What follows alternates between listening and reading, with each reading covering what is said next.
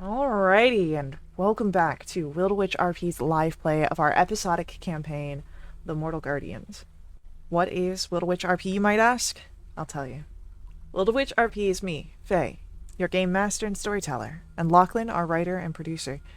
We're a couple who love role-playing games and sharing stories with all of you so much that we quit our day jobs and created our own company so that way we could create high-quality TTRPG experiences full-time. We've been very fortunate along the way to meet many awesome, amazing players who have joined us on our adventure, including the players with us today, and you can join them in all the fun. To get started playing with us, just join our Discord and website community, where you can sign up for games, meet us and all of our players, talk about your favorite characters and stories, and even roleplay on our forums. We've got plenty of games that happen every day, Monday through Saturday, so that way you can play in our Mortal Guardians episodic campaign and fight back against the evil Coven of Zol and their dark masters from the void beyond the stars.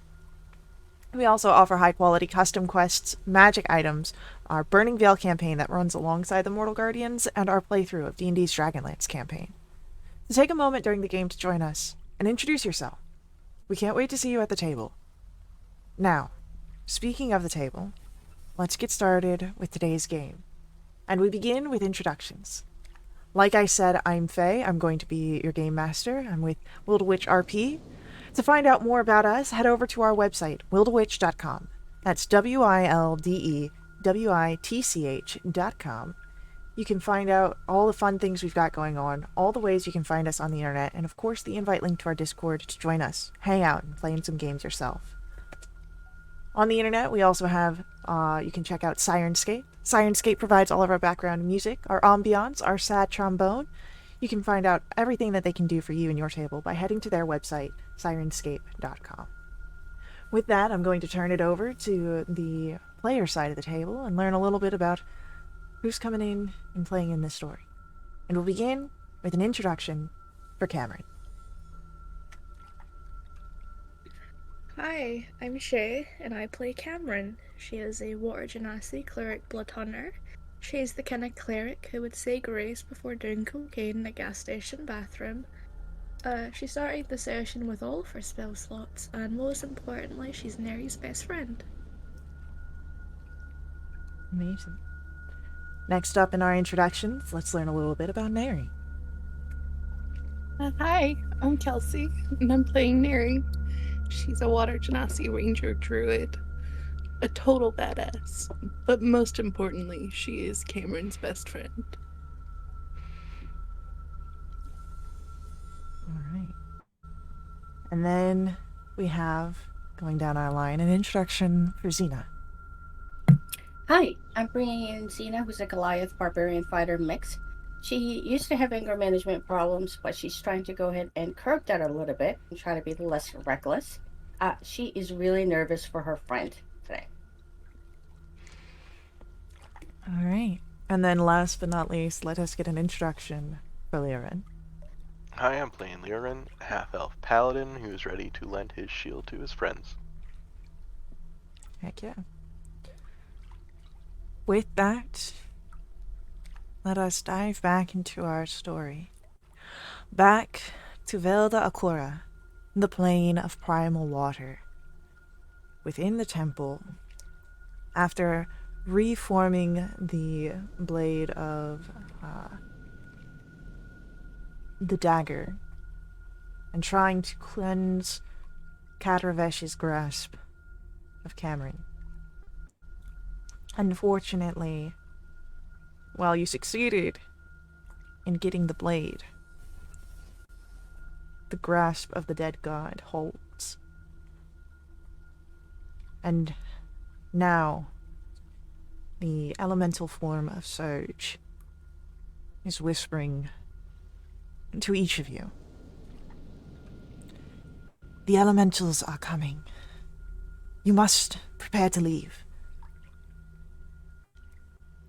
As this happens, you hear the beating of leathery wings as Murnagal appears, coming up from the lower platforms, crashing through the doorway. And as she slams into the ground, sliding to a full stop. She crawls to her feet. You see that she is broken, bloodied, beaten, and defeated by the elementals pursuing her. Tell me you've got it done, as the black blood oozes from her mouth. If you haven't yet, you'll have to try again in a few thousand years, when these guardians have stopped steaming with embarrassment. You see 3 elementals charging through at her heels. And as she conjures a scythe, 2 of them are slashed immediately by her skill, but the third slams, knocking her down. Hold them off while I get us a gateway out of here! Cameron, at this point, you, of course, can pull yourself out of the basin of the primal water as all this is happening. What is it that you all are doing, however, mortal guardians?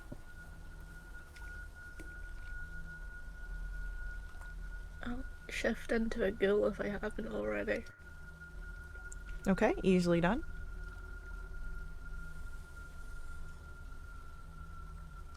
Following Cameron's lead.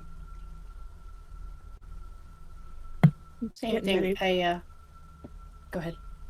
Just getting ready to shoot.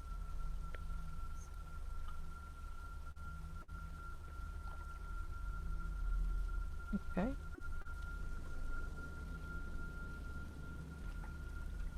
Xena? Same thing. I grab my axe with both hands, and I like to be like a tip of the spear possible, like trying to not go far from the group at all, but making sure that I'm the first one they hit when they come in. There are elementals already here. Like, one is literally grappling Murnagal on the ground, so... Oh, hey! I would like to go up to the one that's grappling her. I apologize. I didn't realize. Yeah. I'm going to go ahead and try to hit. Okay. Bear with me for a second. Here we go. Overwhelming strike. Okay. That is 31 to hit. Okay. Oh, for a total of 23 points of damage. Okay. That is 27 to hit for 27 points of damage. 19? A 19 does not quite hit these elementals. That's my turn. Alright. As you're cutting through this elemental, Murnagal is able to break free, but we are going to move into not quite initiative, but as Murnagal is now free of the elemental, and there are more, it seems, coming up in the distance, you all are able to take position. Murnagal is now working on opening a portal. During your turn, you can help defend against the incoming elemental threat, or help Murnagal as she opens this portal. So, your group acts first. All of you are able to take your turns. What are you doing? Help with the portal. How far off are the incoming elementals? They're coming from the sides and all around the platform, so they're not spawning in melee with you, but they're coming pretty close.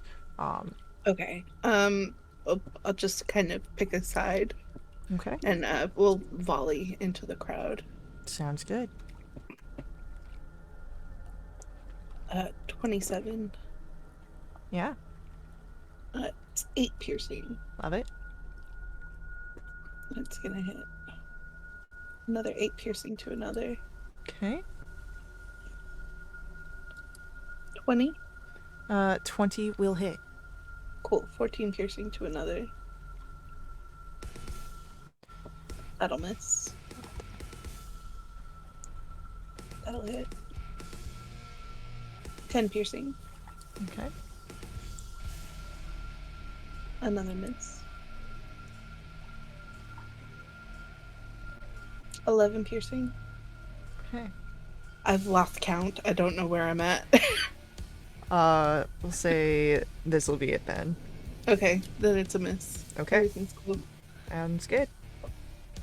And at that, it is. So, Cameron, I heard you say you were going to assist. Yeah. Alright, so that takes your action. And. Do you do anything else? Nope, that'll be me, just helping. Alright. And.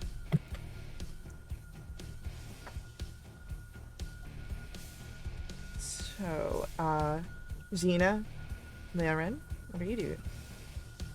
Is there a kind of a spot that I can get between the baddies and the lady we're trying to help? Yeah, you can move. That would be like right next to Xena, so. Sounds great. Is there anything there to hit? There is the first elemental that was, grappling, Murnagal just moments before. Sounds like a good option.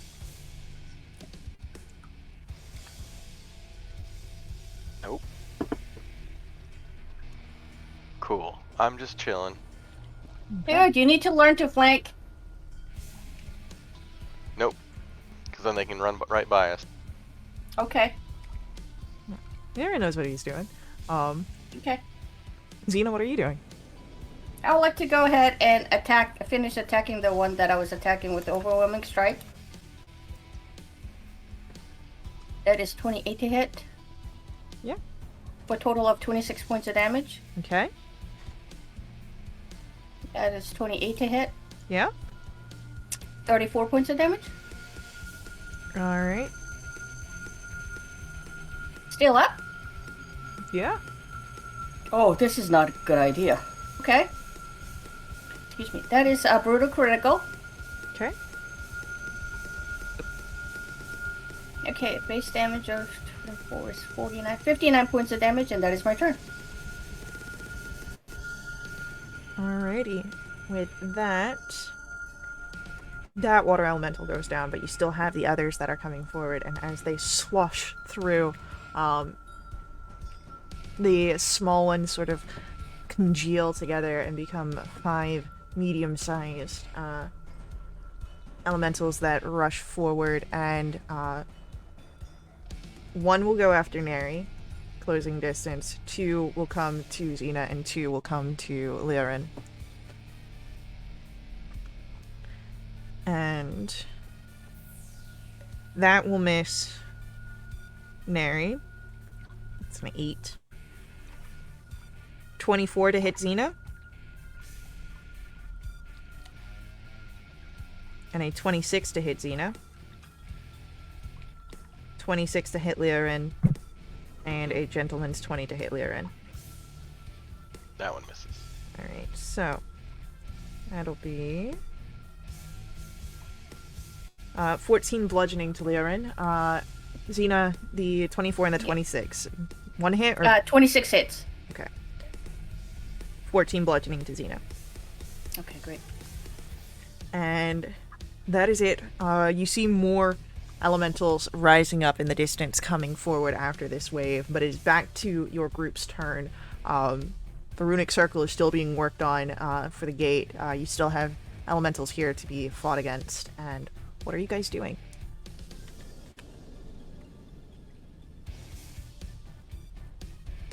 Still assisting. Okay. Randall stays nearby, being the last line of defense if anything gets too close to Cameron and Murnagal. Aw. I'm gonna pivot to my longsword. Okay. Oh god, that's a natural one. That's a 24 though. 4 slashing. Okay. Anything else from Neri? That's it for me. Alright. Xena, Lyran, you guys have your actions left? I'll attack the elemental.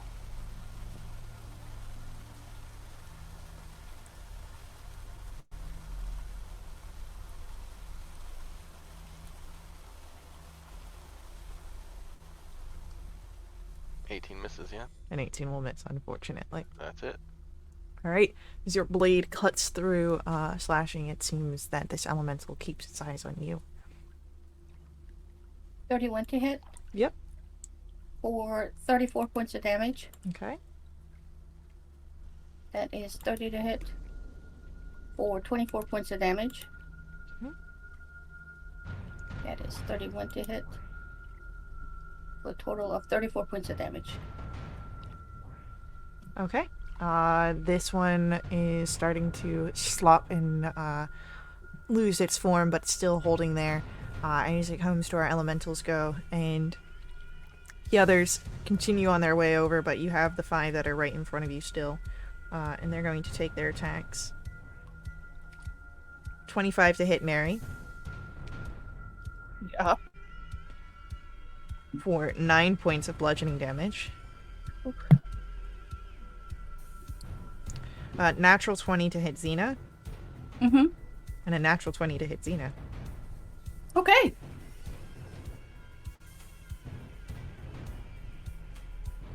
Uh, 25 points of bludgeoning damage and 19 points of bludgeoning damage.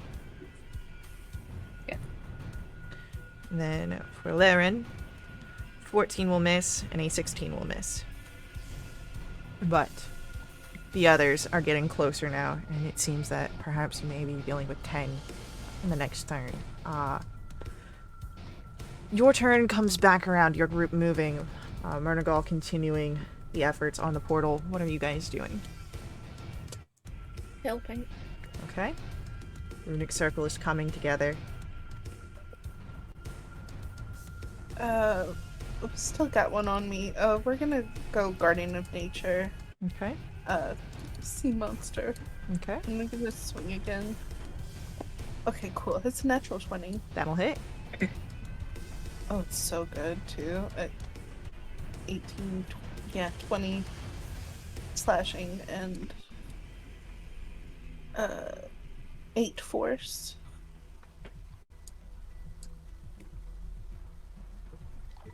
And a 13. As your second slash goes to go forward, the water drips away and cuts through empty space as the elemental reforms.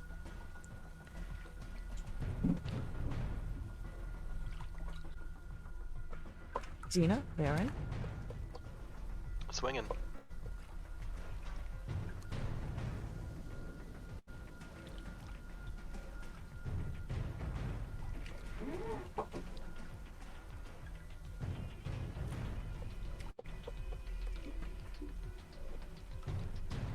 Consistency.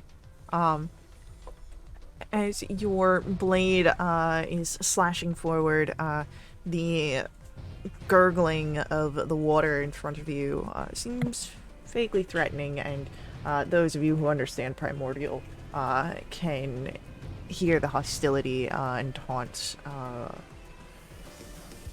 trying to keep Lyran's attention upon the elemental. I rage because, they're hitting me. That's me. Brutal critical. The first one that on you is goes bigger. down. Okay, great. 28 to hit. 30 points of damage. 28 to hit. Let's savage attack of that. Doesn't matter. 24 points of damage, and that's my turn. Okay. As more elementals make their way forward, we've got 2 now that'll come towards Xena, and 1 to Lyran, and then 2 over to Neri, so you have 3 each, and all of them are trying to take swings at you. 12 will miss Neri. Mm? An 11 will miss Neri. Yep. And another 12 misses Neri. Cool. Xena, Mm-hmm. 24, Miss. 20, Miss. and a 21. Miss. 23 to hit Lyrin. Nope. 17, and a 10. So, you are fine. And then it comes back to your ground. The runic circle is piecing together bit by bit, but it is still unfinished. What are you all doing? Helping. Okay, Swinging. swing ahead. Oh, 25. Yeah? That's 11 slashing and 6 force. And a 22. Oh, 4 slashing. 2 force. Okay. The one that is that has been in front of you is starting now to look very hurt. But as it's starting to slosh about. Xena, Lyrin, what are you doing? Go ahead, Lyra. Keep their attention.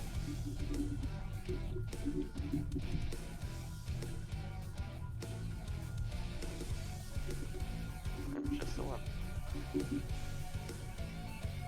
Okay. And then Xena, you still have your action.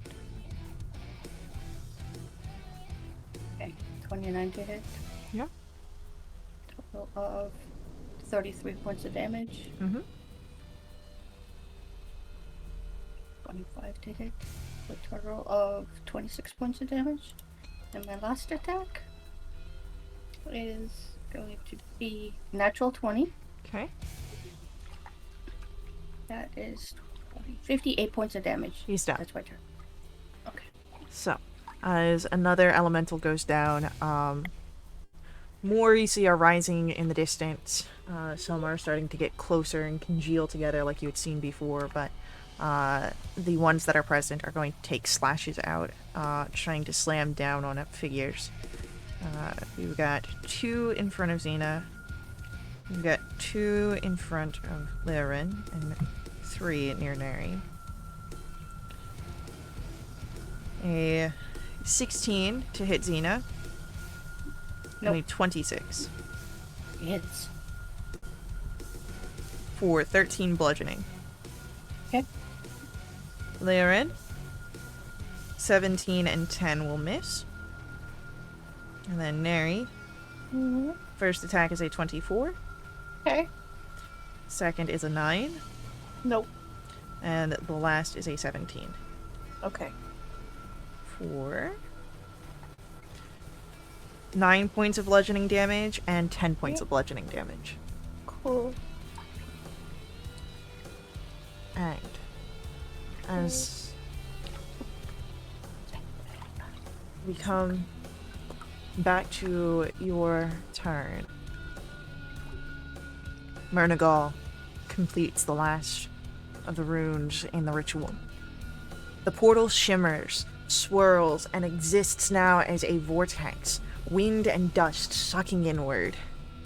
This gateway is opened, and Murnagal shouts to all of you, "Go! Before it closes!"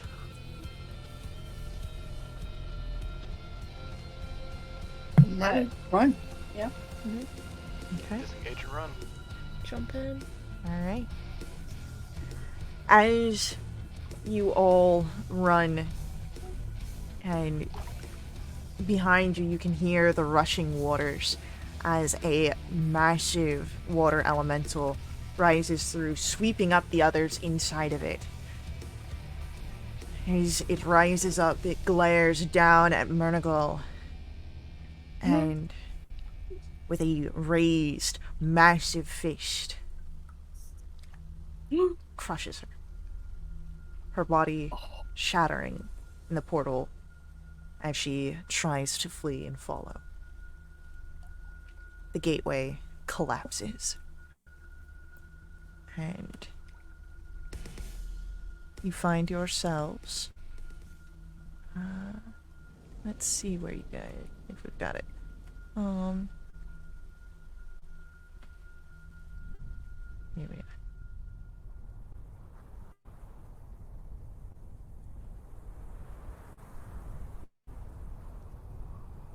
You see yourself now beneath a 30-foot tall, arched, wrought iron gate, ornamented with heavy skeletal figures. A massive sigil sits at the center. As you are tumbling through the portal, alongside you is the shattered remains of Murnicle. And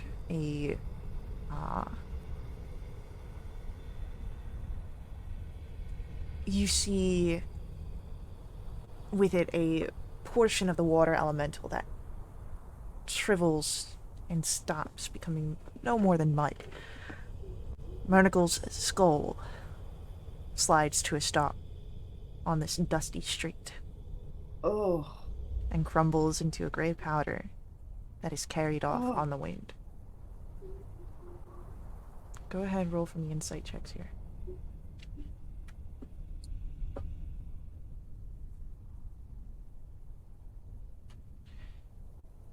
Mary, Cameron, Xena. It is unclear whether she died in the plane of water or when she had come back through the portal. If she did cross over and then perish, there's the chance that she has been permanently destroyed.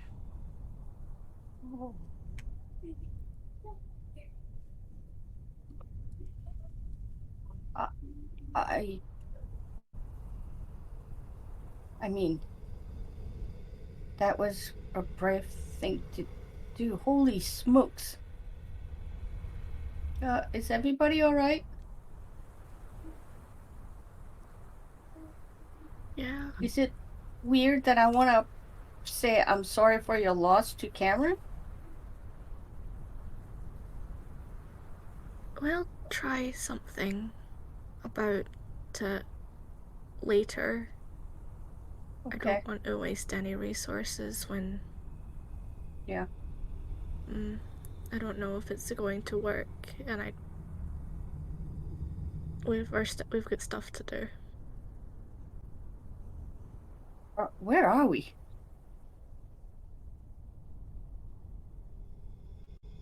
We're not quite sure. Though, you do see the seal on the great gate. Though none of you can quite read what the runes say.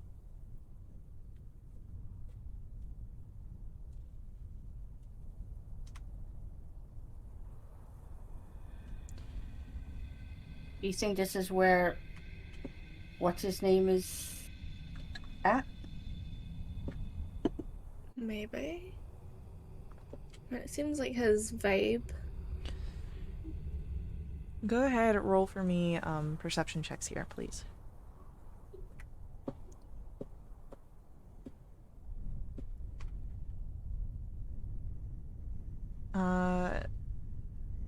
Xena, Cameron, and Neri,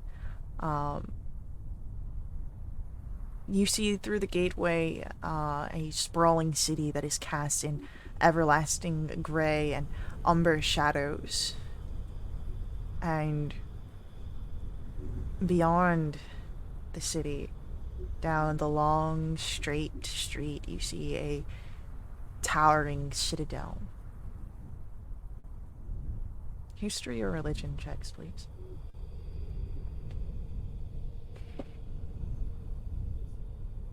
Dang. Lyrin, Cameron.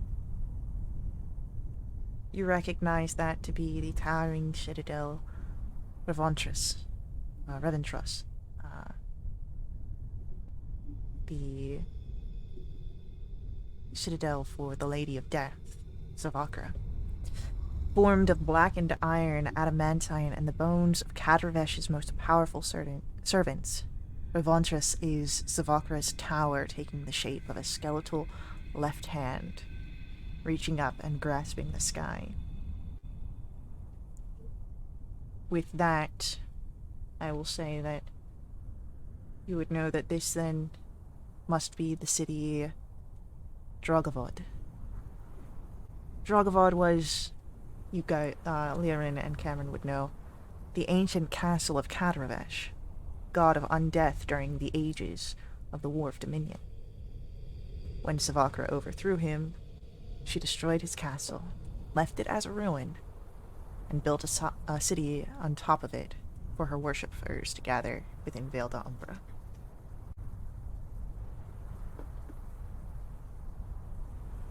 I'll fill everyone else in. Vale d'Umbra. Oh, boy.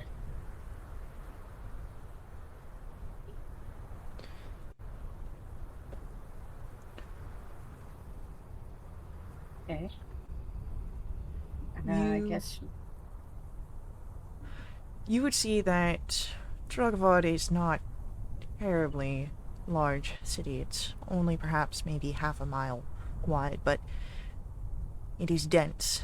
And on either side you see rushing streams of raging fellstorms, flowing like rivers out towards the Sea of Discora. There are narrow passageways on the left and right side of a massive gate, connecting to the blackened stone walls that surround the borders.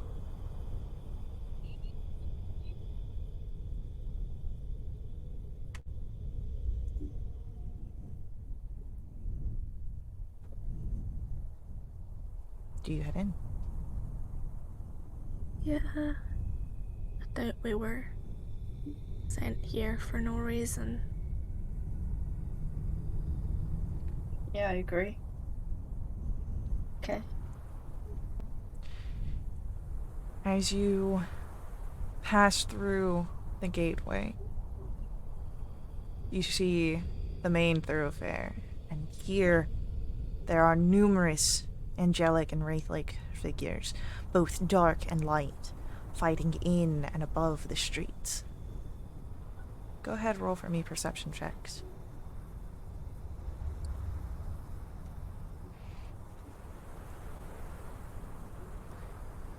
Xena, Neri, Cameron, you can see a bit further. The figures that are light are clothed much like Murnicle had been. They are dressed in black armor, with white or indigo banners, symbolizing their service to Zavakra. The other figures are garbed all in black, appearing pure visages of wrathful death, and decay.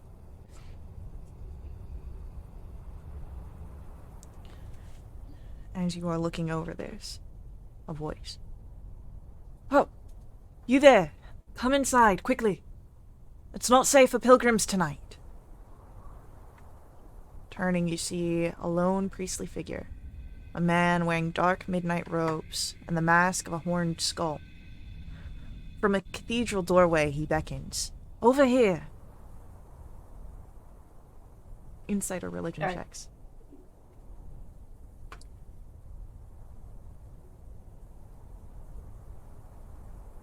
To all of you, it is very clear he is a priest of Zavakra, and you watch as he glances up at the angels battling in the sky over the city. Okay, I guess do we go in? I don't want to speak for any of you, but I think that it is probably better inside a cathedral than out on the streets during this fighting, Randall says as he looks up. I look Smart to and a Cheer. smart ass. Cheer isn't here. Cameron. Like I want to like follow her lead. Cameron heads inside. Okay, then I go. So, entering in to the cathedral, there are numerous other figures, people, that take shelter. Some appear undead. Others are visitors from Vale of Mortalis. Adventurers or followers of Zavakara who have come here to worship. But the priest does shut the door. And as he turns, it is a time of ill omens. The raging dead rise up, attack the servants of Our Lady of Death.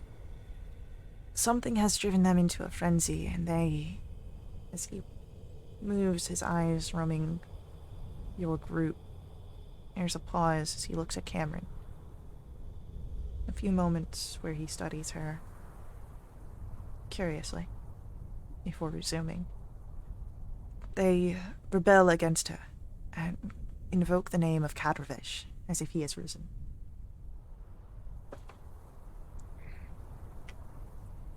Well,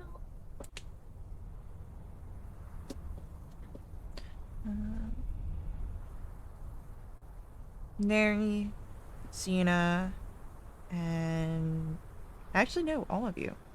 With your passive insights, you'd be able to tell that when this priest paused, looking at Cameron, it was almost as if he recognized her.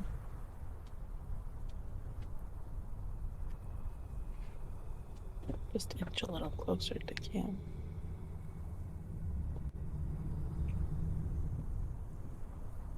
Do you know her?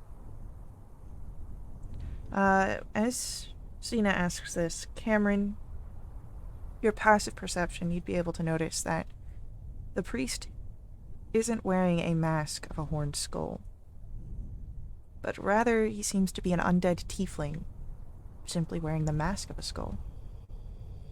Ooh. Cameron, if you would, roll for me an insight check. oh god. 13. There's something very familiar about this figure.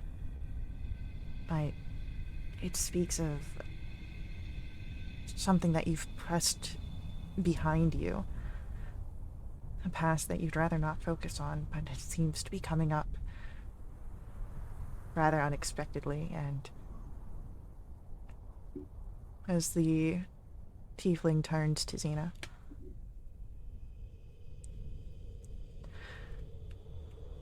I did in life. And as he reaches up and removes the mask, Cameron, you see Alasdair. Mm-hmm.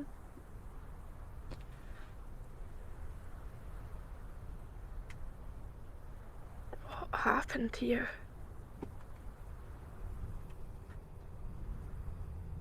That's a bit of a story. Yeah. I was, brought to the temple, before I was to be taken away.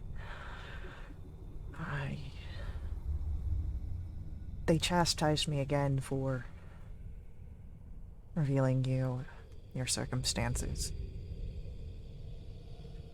They were preparing banishment to the surface as my punishment. I was never one to just, we were never one to just sit around and take things, though. I snuck away, waiting for the leaders to confer on the decision, and I overheard Dyphrin and another priest talking, discussing the importance for you in removing the dagger from the heart of Kadravesh. And I was found out. Dyphrin slit my throat then and there. My body, I believe, disposed somewhere in the burial chambers. I was dreaming in darkness for I don't know how long before I arose here in Drugavad. I'm an aspirant, a keeper of the faith. Apparently she's got a special place in her heart for troublemakers. Though, I'll say that it's not as fun as running around causing headaches for the priests.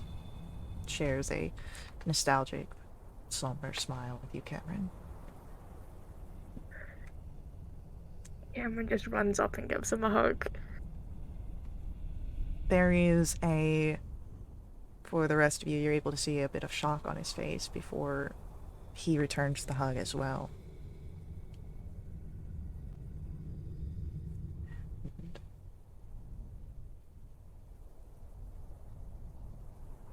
It's strange, Cameron.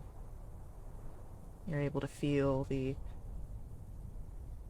shift, the temperature change as your best friend from childhood no longer is warm.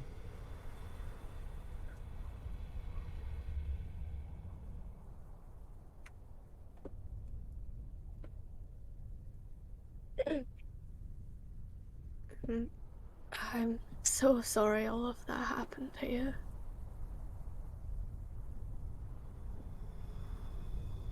Well, I guess things just kind of fell where they did, and you couldn't have seen any of that happening. I couldn't have, though. Well, perhaps maybe if I was less troublesome, but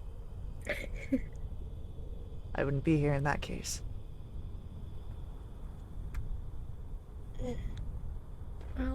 I'll introduce you to my friends over here.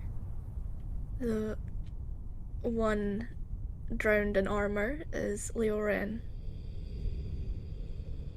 He's a paladin, divine in his own ways. Bit of a weirdo, we love him. Then I wave. there's Xena. He likes to hit things, I respect it. Hi. Always there to protect me.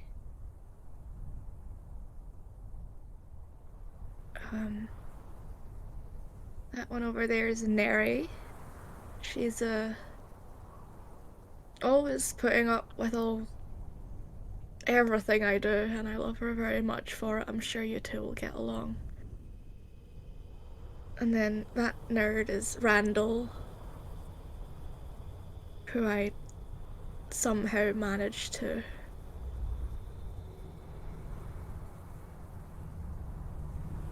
he's somehow have a boyfriend, so that was wild. Everyone, this is Alistair. Neri and Xena. When Cameron introduces Randall, Mm-hmm. there does seem to be a perhaps not regret, but a bit of sadness in Alistair's eyes. I was going to ask. Okay. Hi, Alistair. Nice to meet you. A quick question. How long have you been down here? I guess that would be a better question to ask Cameron. I don't know how much time has truly passed since, well, my death. The reason why I'm asking is that you had mentioned that you overheard them saying that you were that Cameron was supposed to take out the dagger. She was to be prepared as part of...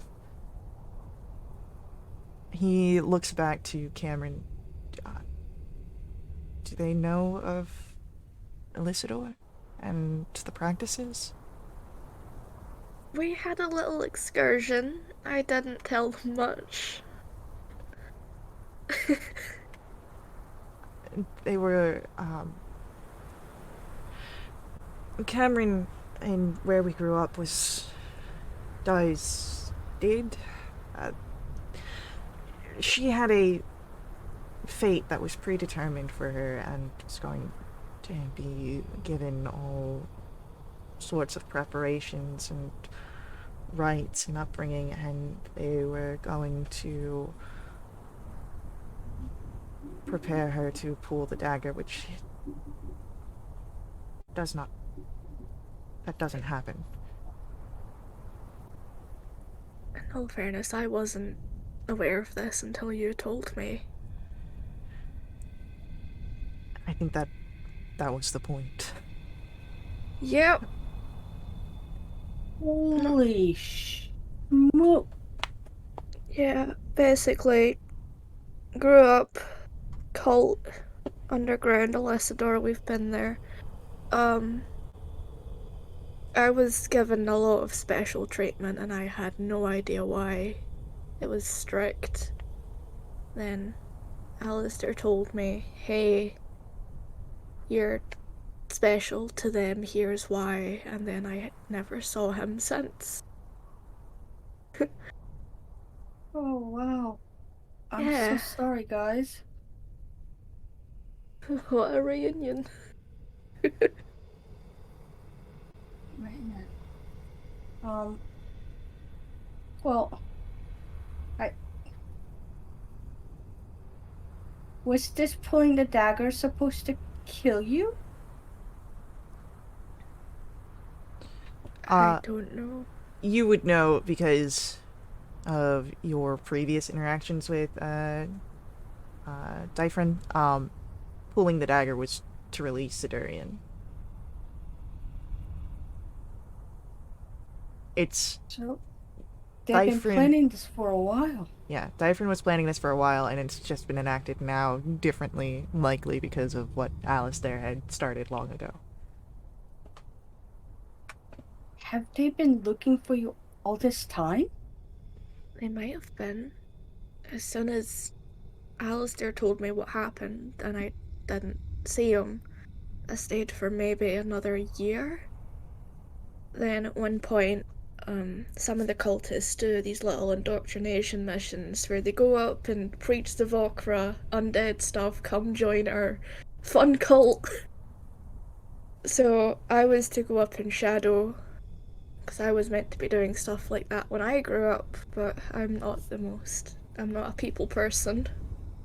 So while I was above ground, I just ran and I found a guild that had a lot of people in it and thought I could hide. Wow.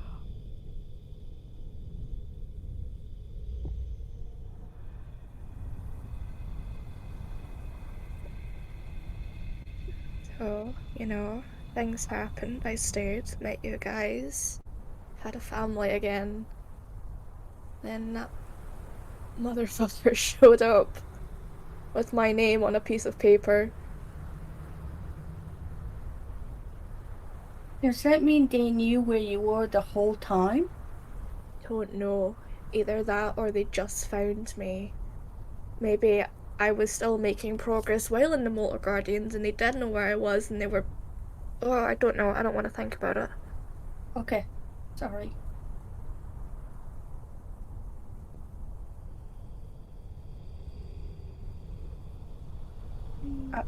I mean, I know you're special.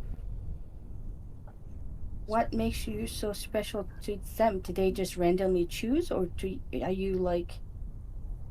Serge, who we met. Um, she was the past cult leader. She was a water genasi. And she passed away, and then I was born, and my parents weren't water genasi, so it's. Oh, she's the reincarnation. She's the chosen one. Oh, wow. Yeah, it's wild.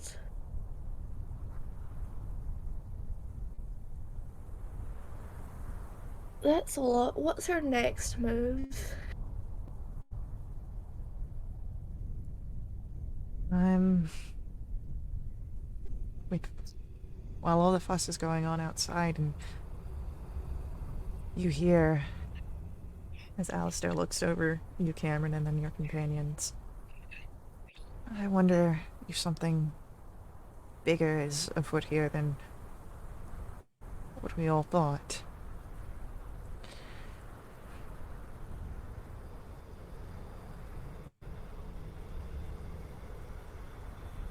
Go ahead, roll insight checks here, everybody.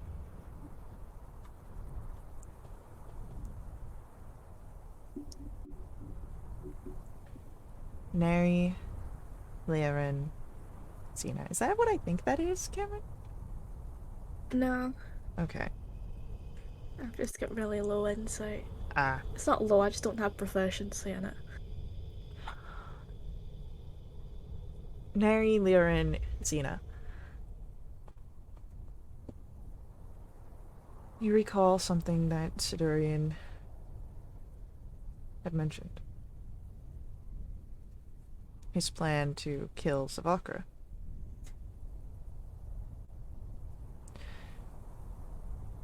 You're not quite sure why Murnagal brought you here. You had not asked her before she had perished. But this close to Revantris, perhaps you can at least warn Savakra of what is happening if you can get there. Hopefully before Sidurian.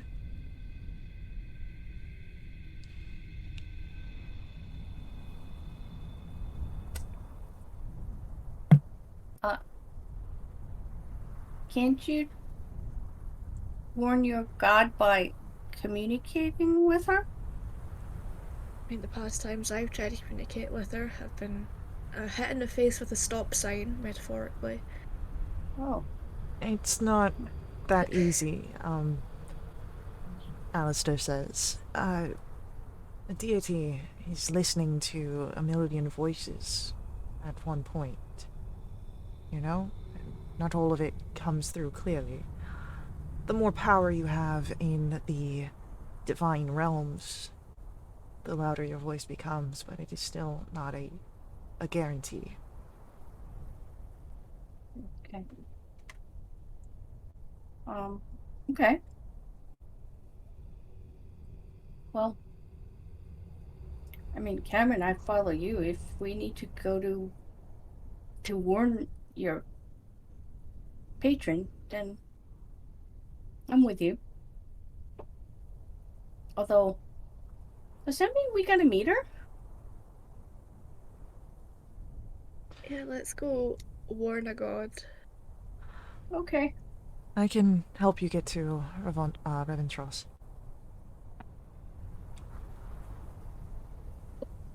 And Alistair doesn't need any convincing. You're able to... He waves you over, and as he touches a selection of runes in a certain sequence, you watch that the altar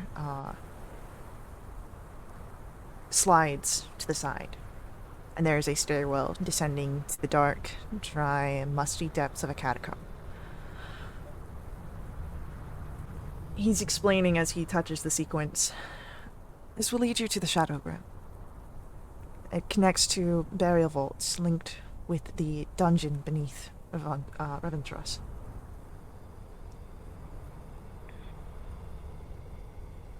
And then, as soon as the altar clicks to the side, the sliding stopping, there's a heavy crash at the front doors. Turning quickly, you see several tall, gaunt Death Riders bashing a hole through the door. Their demands allowance into the cathedral. Damn it. And as Alistair turns to your group, go. I'll deal with this lot. Something tells me that the lady needs you. And here, take these for old time's sake. And he passes over a satchel of potion vials. Interesting. but he pushes you, your group, not physically, but urging you down. And before you're even fully down the stairwell, he closes the altar and leaves you Is he all gonna be? in darkness. Is he gonna be all right? He better be. I'm not dealing with that again. Okay. All right. Well, let's go do this quickly, and maybe we can come back and. I don't know. Let's go. As you are looking at the bag, the satchel, you see the potions are a familiar color. They seem to be potions of healing. Enough for each of you. And as you descend further down into the dark passage, we're going to pause here in our story. So, join us as we watch a few ads. We'll be coming back here to pick up the story and see exactly what lies ahead. But we'll see you soon.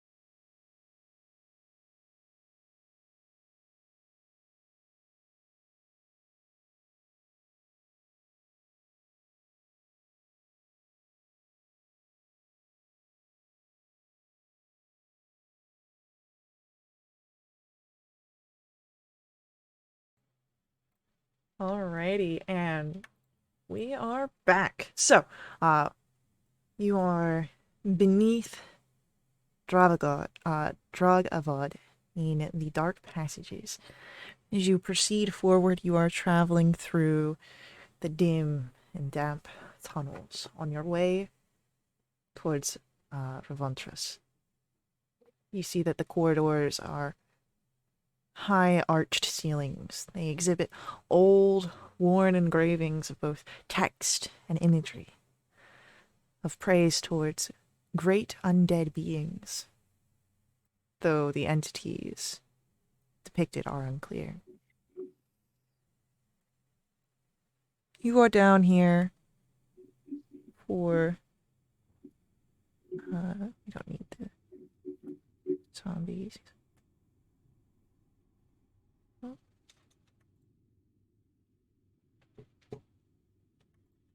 It might just be slow to load. But as you are moving down, it is over the course of an hour, maybe two, that you are passing through most of the area of the city. And during this time, you are able to complete a short rest and gain those benefits.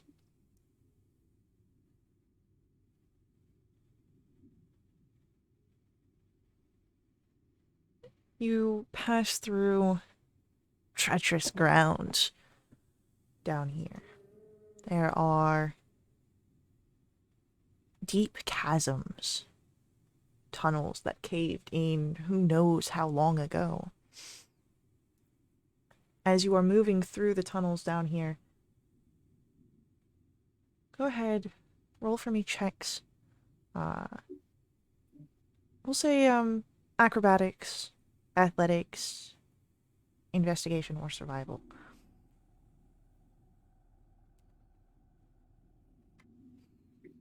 I need to get rid of my guild form. You are.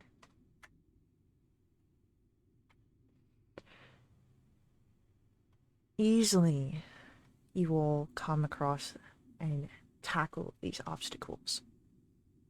Between Leoren and Xena being able to shift aside some of the caved-in rubble providing passage further through the tunnels. Through Neri, your understanding of the way the underground motions, where even the, it seems, stalest of air shows motion and movement.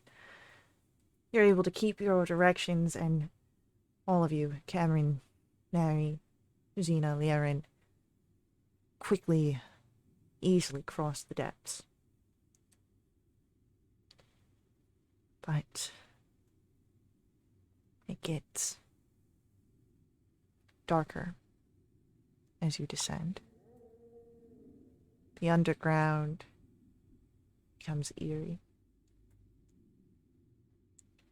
And it is with Neri, your understanding of before, when Liaren and Cameron explained to you the citadel in the distance, and your knowledge of traveling, survival in the woods, you know that you must be getting close to the roots, those dungeons that Alasdair warned. When I need everyone to roll for me perception checks.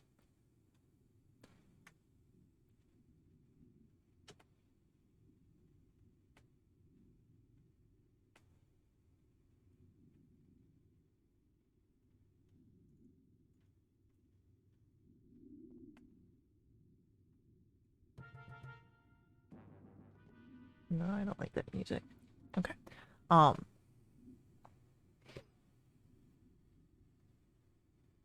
of you can feel where the currents in the air shift, where they feel unnaturally strong. You're able to look around and perhaps see in this immediate area. If anyone wants to, after noticing this shift, roll perception or history.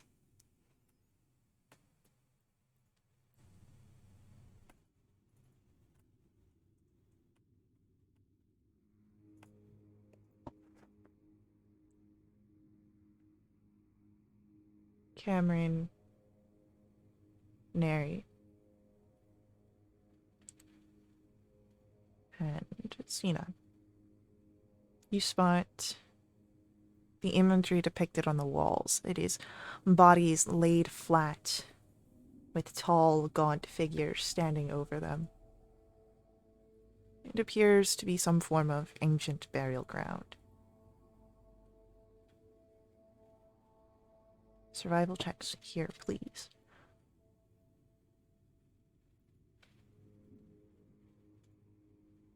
Liaren.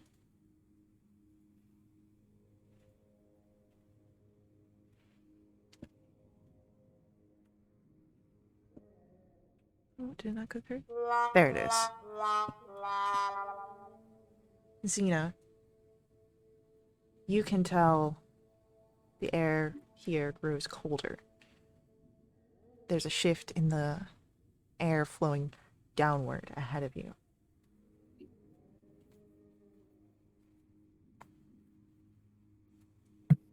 I mention it. And lastly, if anyone would like to roll for me perception or investigation.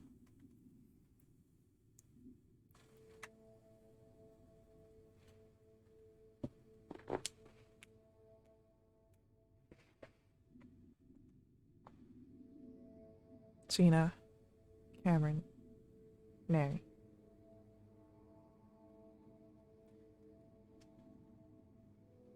The lights that you bear amongst your group, whether it is your swords or just the torch that Randall holds, you see that the shadows cast are long down here. And at the most distant edges, they seem to move, quiver. But as you watch closer, they are settled into uniformity.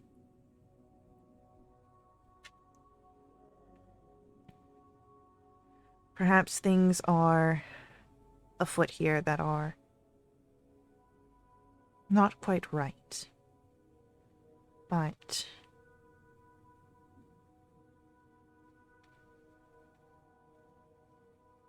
and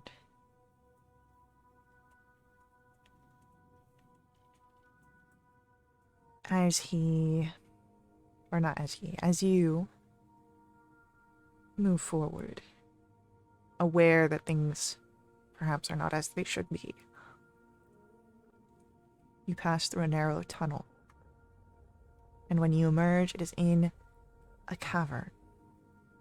Small piles of rocks with alcoves carved into the walls. The runes here are long faded away. But if anyone would like to roll a religion check.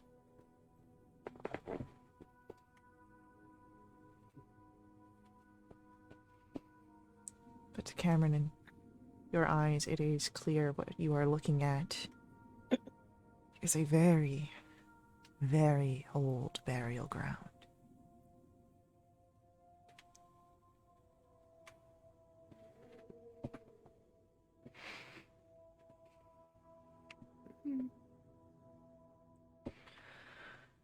Do I still have that feature you told me about?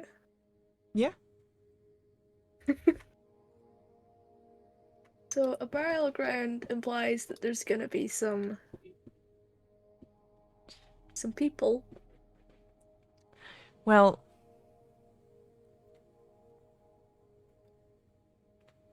this is an old burial ground to the point where the stone carving is eroded away. So, there's not much organics here. I'll keep in mind. Good to keep in mind. You all would notice at the farthest end of this chamber, or at least those of you that can see in the darkness, just beyond the ranges of the lights, two tall skeletal stone statues that hold serrated scythes. They are adorned with black and tattered banners.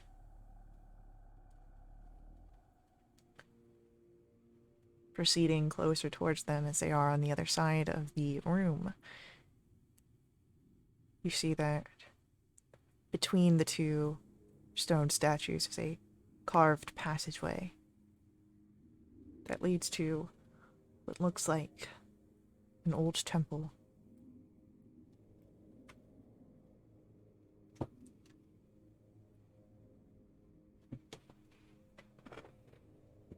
Gold says we try and move past them when they come alive and try and kill us. At your side, you already hear where Randall's pulling out his coin purse. I'm willing to take that bet. Fair enough. Anyone else getting in on this?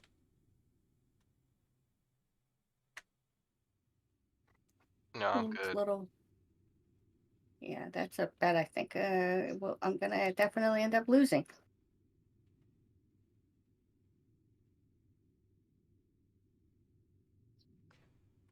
Okay.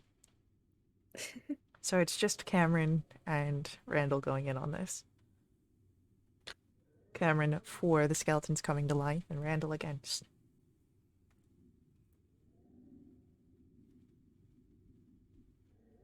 As you walk through them,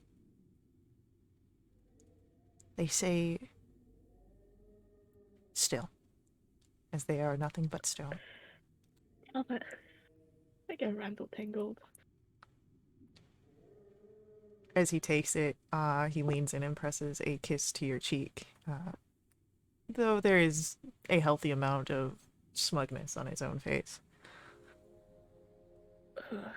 I hate being wrong. I animate these guys with my own spells, have them kill us. Rather die than be wrong. I mean, if you animate them and still think that's within the confines of the bet, and you'd get 10 gold. I'd also die, so Well, then don't animate them. but I get 10 gold. Why don't I use the 10 gold from our bet as a celebratory dinner when we get back, after all this is done? I can live with that. Passing through and into the old temple, or passing through, you come to the entrance to the old temple that you see here is of Katravesh, the dead god of undeath. You see within this space, or not you see, you feel within this space the same cold air. That current continues, and it carries a palpable, foreboding aura. It's like the place itself intends to harm. If anyone would like to roll a history check as you look around this space.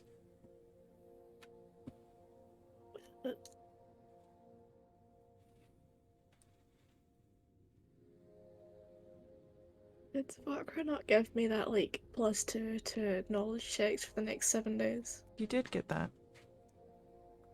That would still technically be in effect during this time. So, as you look around,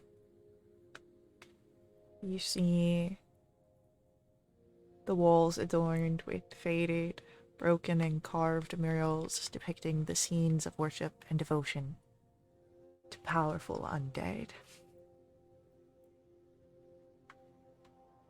Anyone else looking around can roll perception checks.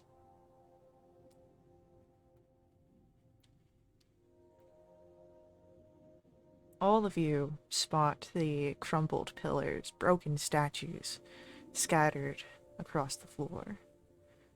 The ground here is difficult to traverse, and the only light that you spot are eerie, unnatural flames that burn inside this main hall. And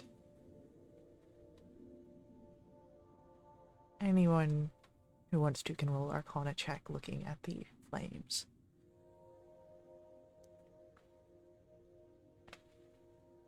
Cameron, you can tell that the flames are from tears in the veil, where spirits have rent its shimmering surface to try and pass into Veiled Mortalis.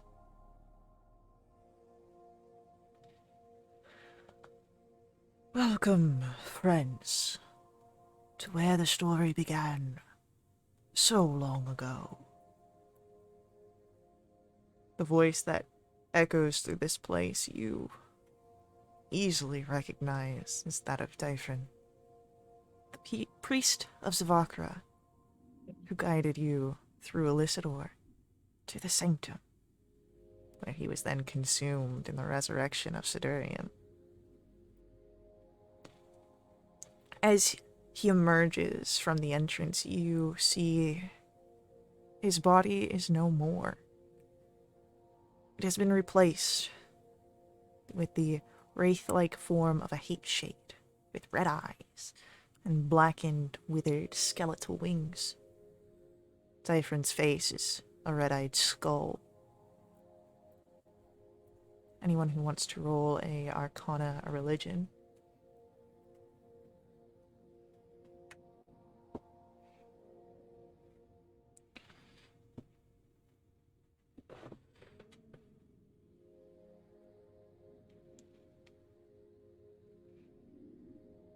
Cameron. As much as the form looks to be that of a hate shade, it is more.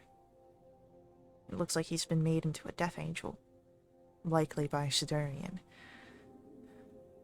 And while that may itself be just a bit of knowledge, it comes with the frightening understanding that Sidurian is beginning to amass demigod-like powers.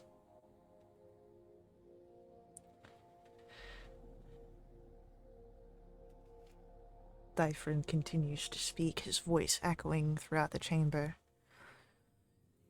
That fool Alasdair let you through the catacombs, did he not? Regardless, I shall visit vengeance upon him when I finish with you here, and he shall vex me no more. Wouldn't be the first time.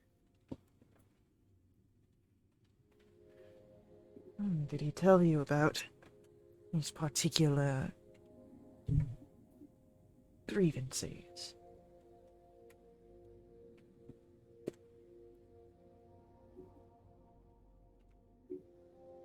Yeah, I was bound to know sooner or later. I was at the center of all.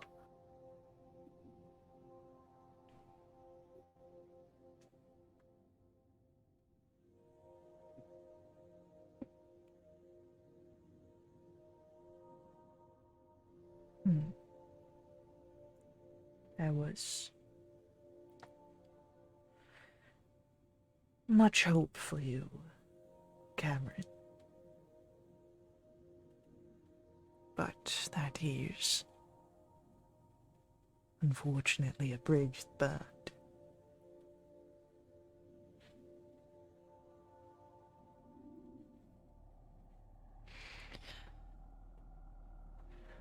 I will destroy you here. Know that. It will assure his ascension.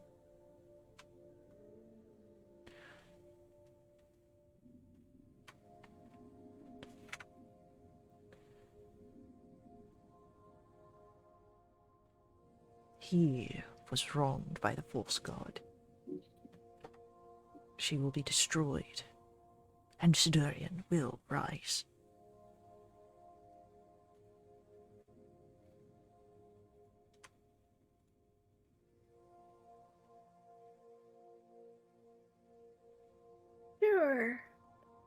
Sure. Big aspirations for someone who's gonna die in the next 5 minutes.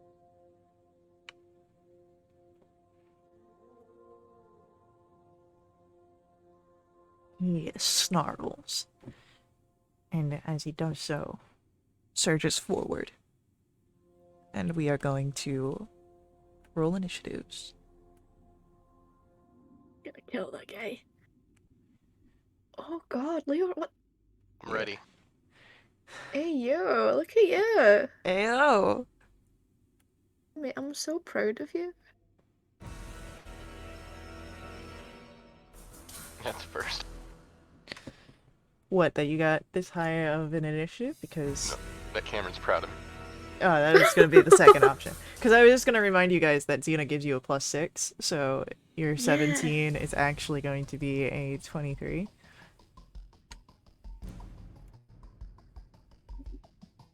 So close to shedding a tear. I always wanted this for you. I don't know how to feel. I think you're lying. Damn. Be truthful. You gotta understand where I'm coming from. I do. I really do. Okay.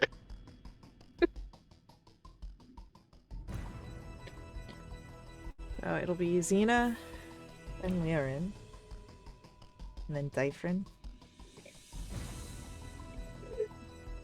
And after that, it will be Cameron, Neri, Randall. So, Xena, you are the first to act. Dyfrin, with his wings wide, is now rushing forward to harass and attack your group. What would you like to do? I would like to dance with him. I would like to rage as I go. I run straight towards him with my 50 feet of movement. He is in the air, so just want to let you know that. Okay. I Can I get to where I can throw my spectral axe? Sure. Would that be disadvantage? Currently, yes. He would be just out of range. 21 to hit. Alright, 21 does hit. 15 points of damage. Okay. 23 to hit. 15 points of damage. 26 to hit. 23 points of damage. And that's my turn. Alright. Lyrin, it is your turn. How far from me? He is in the air about 25 feet. He's straight up 25 feet? No, he's like coming in at 25 feet. Like he surged up and now he's coming down towards you. Like he wanted to get air before going down at Cameron. I guess, can I stand right in front of Cameron and take the dodge action? You can stand right in front of Cameron and take the dodge action. Oh, that's right. I forgot about that mechanic. Okay, cool. No worries. As Lyrin, you wait. Dyfrin stops and will shift his what looks to be intended course as he goes. He's going to call down the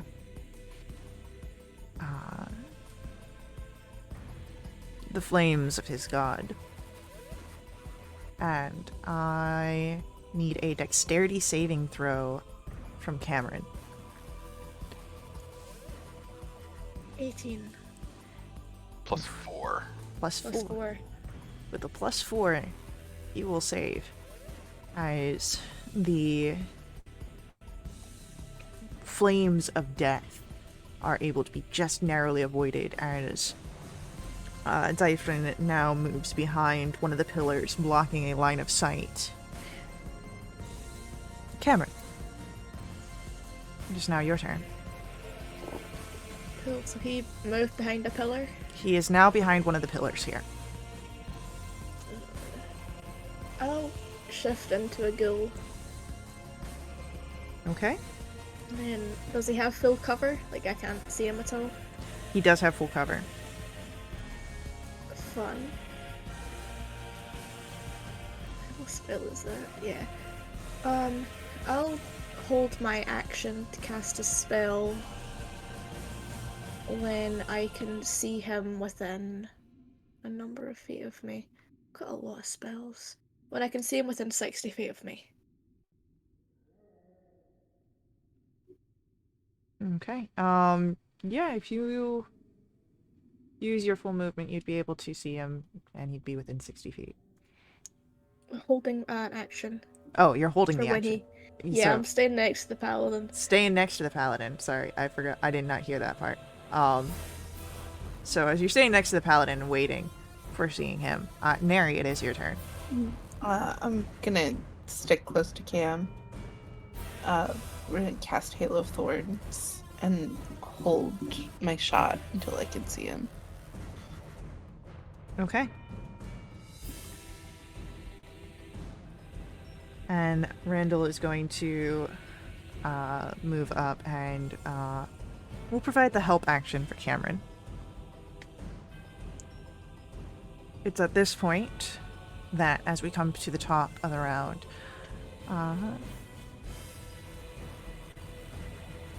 yeah, you know what? He's going to... Cameron, you feel something shift around you as Dyfrin's voice comes through. Know my pain.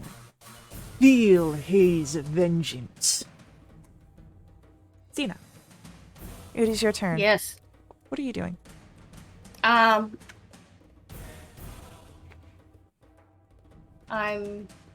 going to look over to Lyrin and said, Lyrin, do you want to go for a ride? And Kind of given everyone a lot of bonuses by standing by them. Oh, no, can't do it. Okay. I'm going to go ahead. Can I move around so I can get an angle on him? You'd be able to move and get an angle, but he is outside of the range of your axe. Oh. Okay, then if it comes within 40 feet of me, I would like to throw my axe at him. Okay. Spectral axe at him. Okay. As you hold your action now looking at him, Liren, what are you doing? He's still behind a pillar, yeah? Currently. I'm going to turn and use protection from evil and good on Cameron. Okay. And just make sure I'm between him and everyone that's near me. Sounds good. But not more than 10 feet. Alright.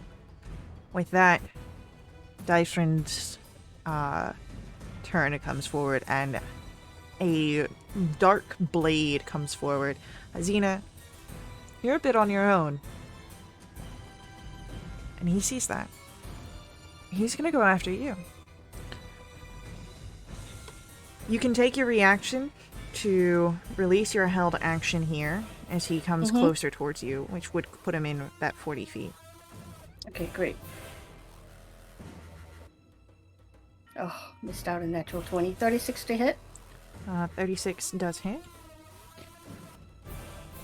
That is 14 points of damage. Alright, so 14 points of damage to both him and Cameron. I'm sorry? Sorry? What? What was that? Cameron, you take 14 points of psychic damage as he has connected you to him. Awesome. Is there No. a visible sign you did that? No. You heard him call out earlier, and Cameron felt something in her, but there's no visual sign of the connection. Oh no. Neri, you would also see him if you would like to use a reaction now to release your shot. Oh, okay. It's an 18 to hit.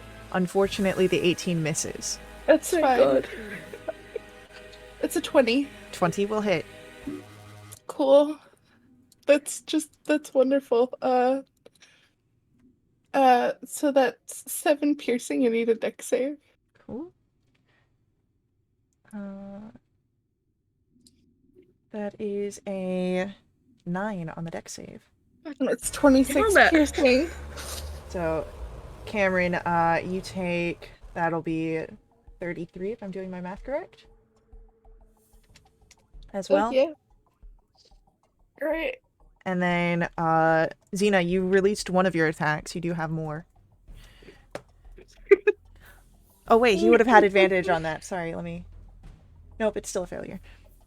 Great.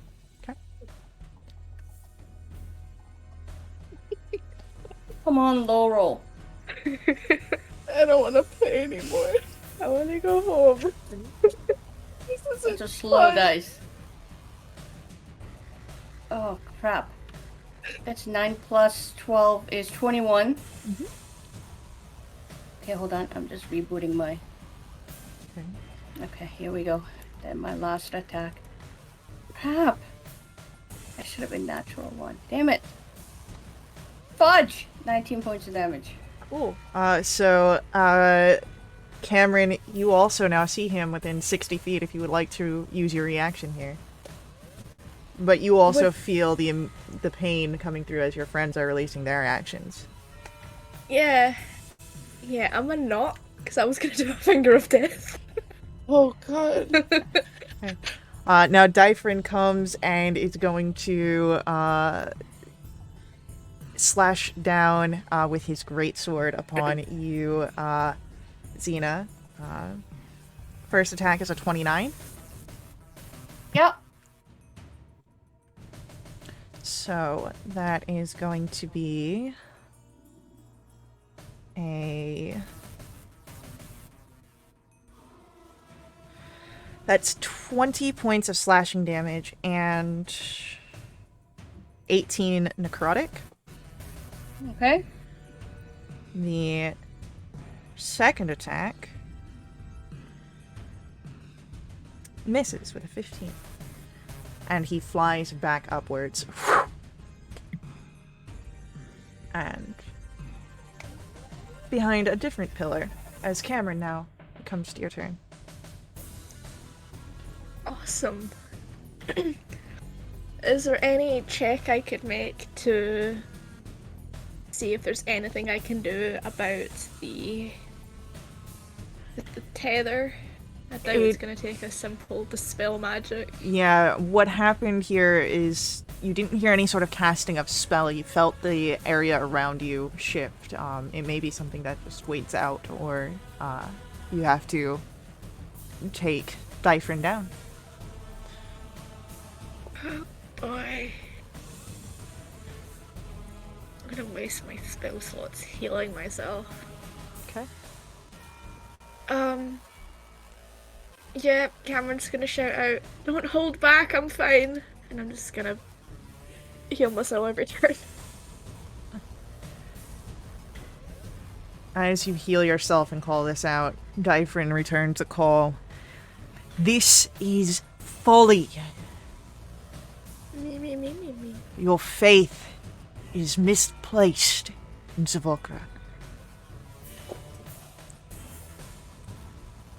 And the final thing that he says this round, liberation from it all comes with Sidurian. And then, Neri, it is your turn. Okay. Can I wish for the tether to be broken? Sure. Do you want to use Wish that way? Yeah, Okay. I'm doing As it. Neri, you cast Wish for the tether to be broken. Cameron, you feel the magic around you is removed. And Neri, that is your action. That's my action. Randall, I'm gonna cast Swift Quiver as my bonus. Oh no, I can't do that. Never Yours mind. would take yeah. a lot of damage. Everything's fine. So, Randall is now going to move near Neri, and at the top of the round, Neri, Yeah. you feel a tether around you. Oh no. Feel his vengeance. Xena, what is it that you are doing?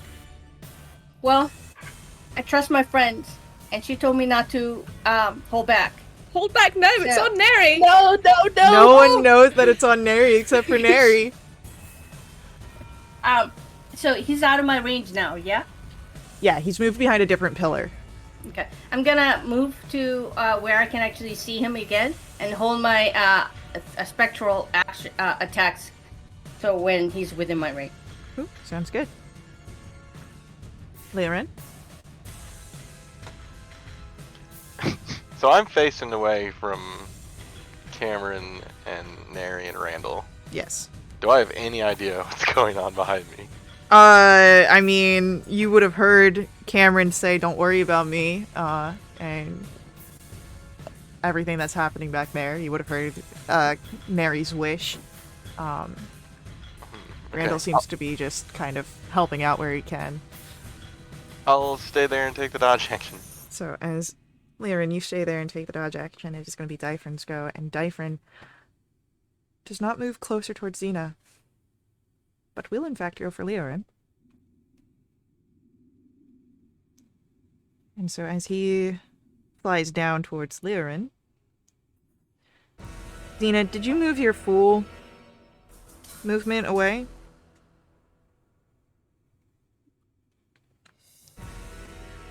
Sorry, just so I can see him. I would say no. Okay. So how far away would you be from the rest of your companions? Because you would have had to move in the first round when you would have to move in an area where you would be able to see him and wait. It would have been putting you about on the order of 40 feet from your companions. Okay, and then he moved to the second pillar, which I don't know where that is. So you would have moved further away. Okay. So, Okay. Then I'm further away. Okay, cool. So First attack against Liaren does not hit.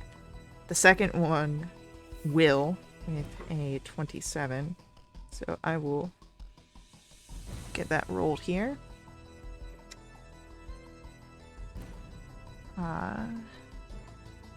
Liaren takes, that is 26 slashing, which gets reduced by 3 because of his armor. And then another 23 of necrotic. And he rises up again and goes for a nearby shattered statue. And Cameron,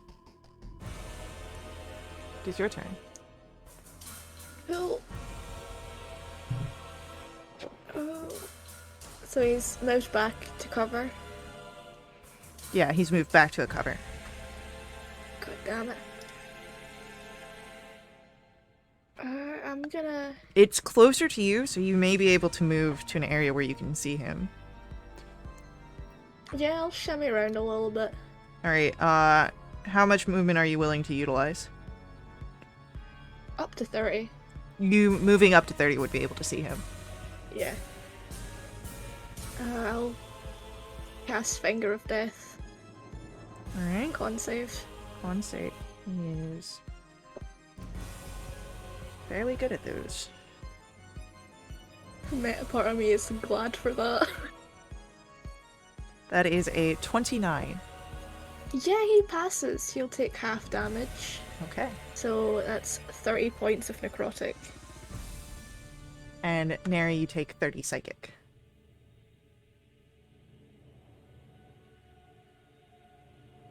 But, Neri, Yeah. it's your turn. I can't see him where I'm at. No, but you saw where Cameron moved to be able Okay, to see him. I'll move over to Cam. Okay, now you see him. Great. That's a 19 to hit. A 19 just hits. 11 piercing. Feel the same piercing through your mind. Mm-hmm. And then a 29. Hold on, let me...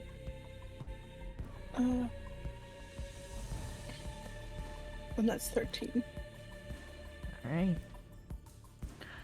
As your arrow cuts through the flesh, he sneers down at you. Why do you cling to the lie of the false god? And Randall is going to move over next to Liaren and will provide the help action there. And- Wow. What? Randall is a fighter and knows that the paladin provides help for the saves, alright? He's smart. He's a guard. You work in pairs. Yeah, you do work in pairs. Damn. I thought that we were one, you know? Look, Cameron, it's Unless not like that. there's- Watch. If you guys come back, and Randall is gonna go in and help out Elacidai. Oh my god. But Xena. Oh, well, Yeah. after Randall's turn, hold on. Oh. This round, yeah, you know what? Paladins deserve some love. Neri, the Tyler around you shifts and breaks, like the shadows, and then wraps around Liaren. So Liaren feels the energy around him, and Xena, Yeah. which is your turn. You see where Cameron and Neri have been shooting and can understand that they have visuals on what's it called? Dyphrin. I think I realized my mistake. And I'm gonna run towards the group about 50 feet. Okay. Gets you Um, about 10 feet away from Liaren. Okay. And then I'm gonna hold my action of throwing my axe at it when it comes near, within reach. Okay. That's my turn. All right. Do we have Leorin back? You do. Okay. It's your turn. He's right in front of me. He is not. Where'd he go? Behind a pillar. Oh man. But he did hit you. And now you feel the energy around you that is 100% Dyphrin. Okay. I'm going to lay on hands myself for 47. Alright. 57. 57. Nice. It is going to be Dyphrin's go, and where he stands, we'll have Cameron once more. If you could please make for me a dexterity save. That's a 24. 24. That is a successful save. As the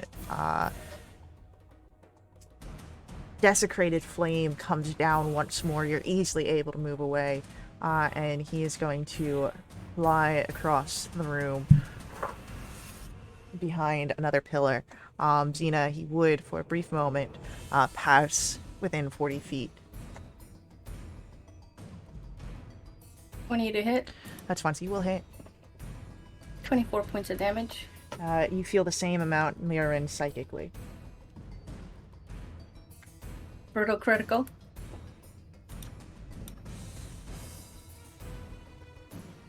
That is 53 points of damage. Another that Mirren takes as well.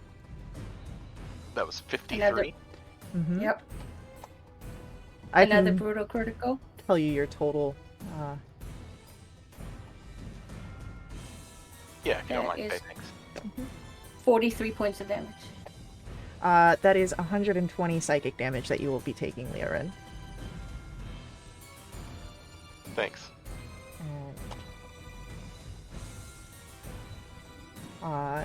You hear the sound of the shadow veils ripping and tearing as there's just this feral release, a growl of anger and wrath from Dyphrin and Cameron.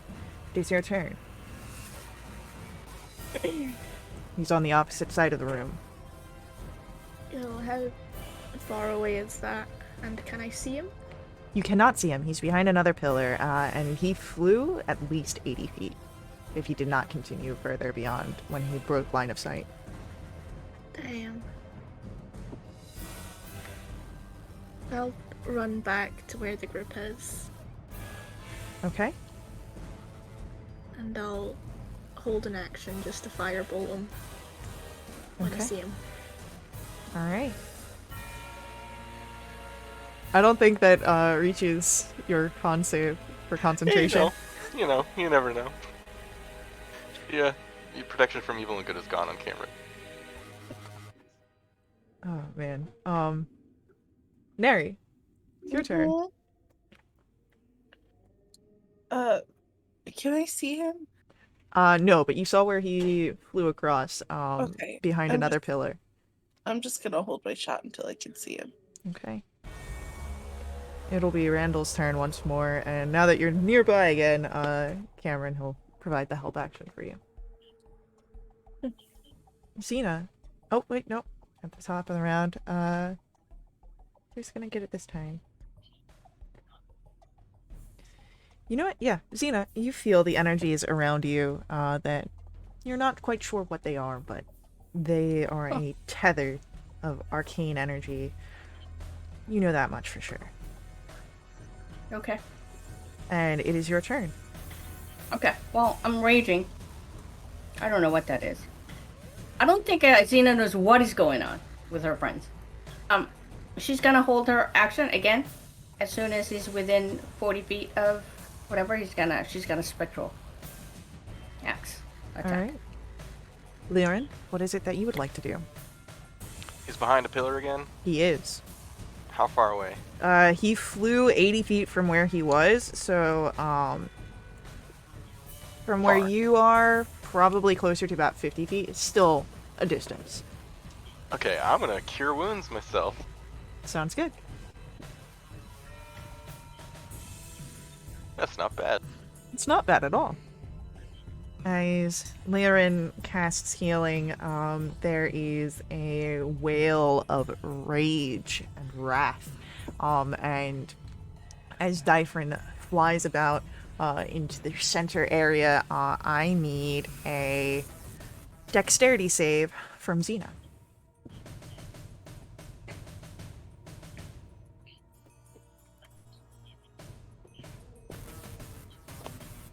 Alright. You avoid the energies around you, but Neri, Cameron, use within your ranges for your held shots. I'll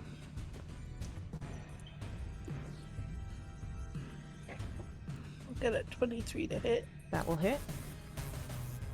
for 7 piercing. Which Xena you feel? And another 23 for 14.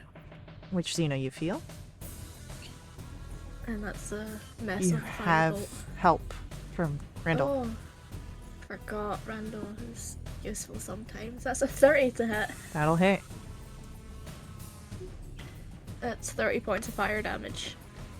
And as Xena, you feel the fires burning against your mind in that mental connection. It burns away, as does Dyphrin's shadowy form. He is gone, leaving you no longer bound by initiative.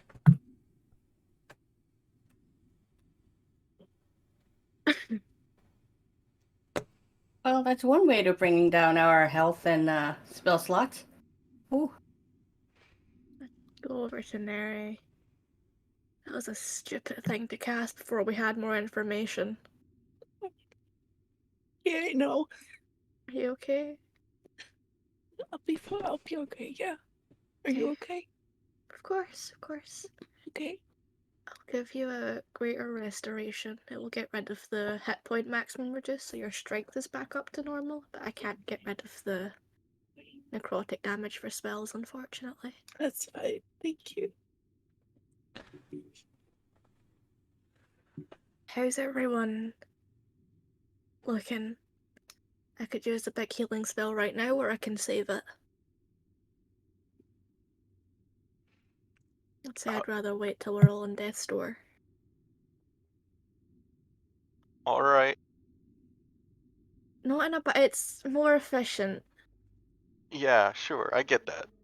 Do you? I will take this time to remind you, you all have a potion of healing. Yeah, one That's right. singular normal potion of healing. Let's. Why not? A time like the present.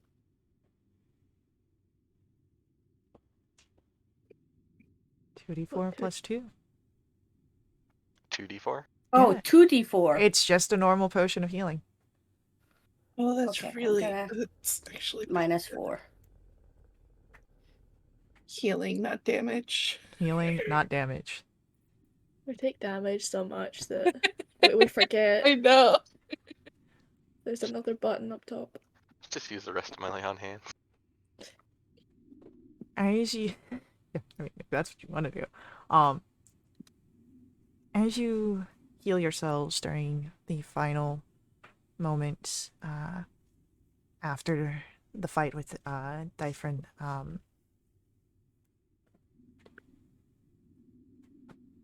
those tears, those flames, you see the wisps of spectral figures that flitter about.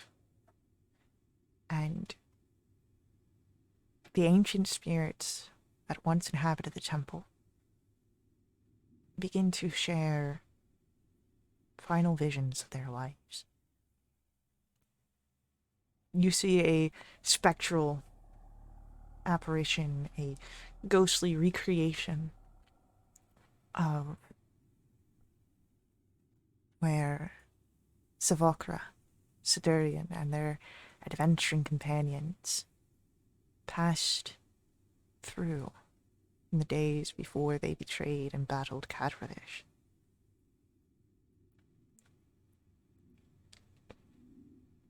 In this vision, You see where Zavakra is shown to have been a follower of Kadravesh, who employed numerous laborers to carry her extensive collection of tomes and scrolls.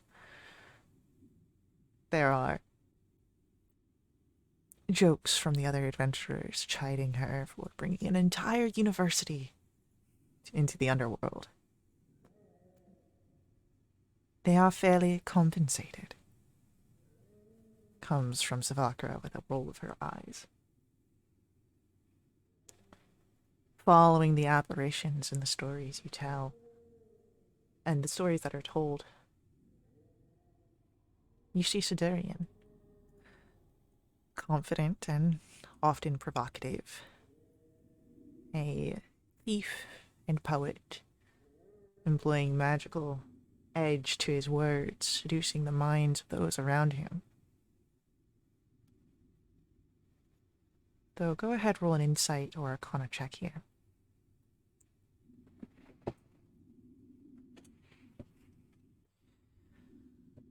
Cameron, Xena, and Leorin, you can tell in the interactions that you witness that it is clear Zavakra had some form of immunity to his magical allure.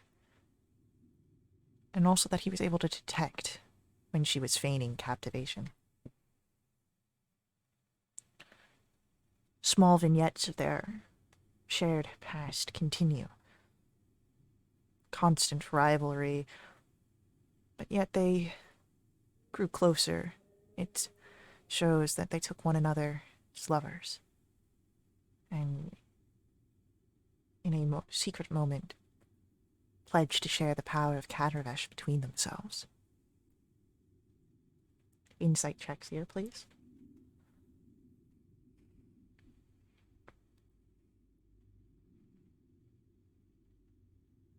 Leorin, Cameron, Neri. Though they appear entwined, each offers glimpses of gazing away, reconsidering their words to one another. In the final story, the final specters that you see, it is Gorvast and Asholia approaching Sidurian separately. Asholia is the one to speak. You should not trust Zavakra.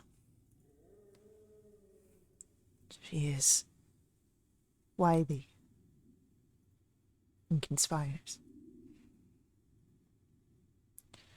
Sidurian, however, reveals a deadly black dagger to the two of his closest. Don't worry about her. I've got an answer to that. But when it comes time, focus on Kadravesh and leave me the opening to deal with her.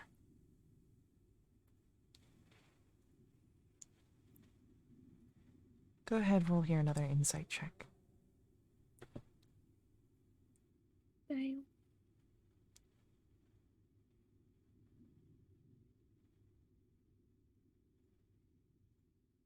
Mary and Sina. After Gorvast, Ashalia, and Sidurian separate, there is a moment Sidurian watches Zavakra. There's a split second. Maybe the beat of a heart, where there is a show of remorse. And then his conviction overrides it.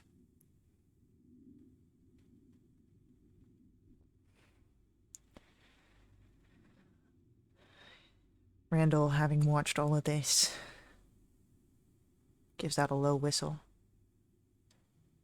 You know, I'm starting to think I understand why she didn't want anyone knowing about this. As he looks over to Cameron, I'm glad that we keep things simple. Yeah.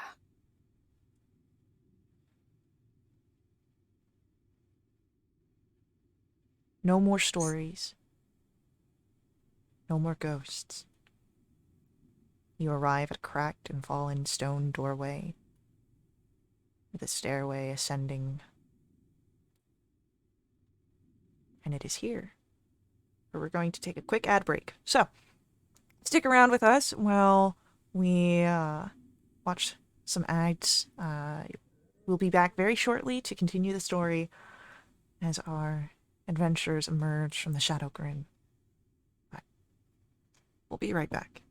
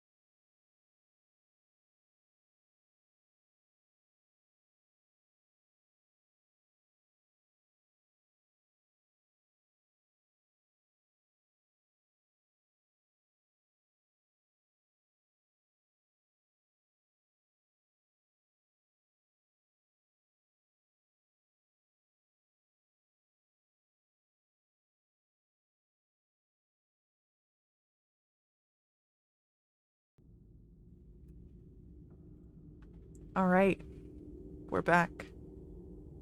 And as you are emerging from the Shadow Grim, you stand at the foot of Zavokra's tower. Rises high into the gray clouds above, and you are able now to see the mess, the fields around here. There are graves here like wildflowers that shift and transform as the dirt coverings burst upward. Ghostly figures drift out of their resting spaces. Anyone who wants to roll for me an Arcana check may do so.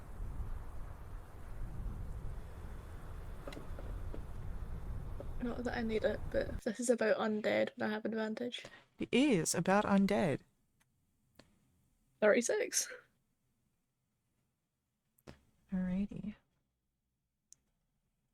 Can I give the advantage to Leo Ren instead?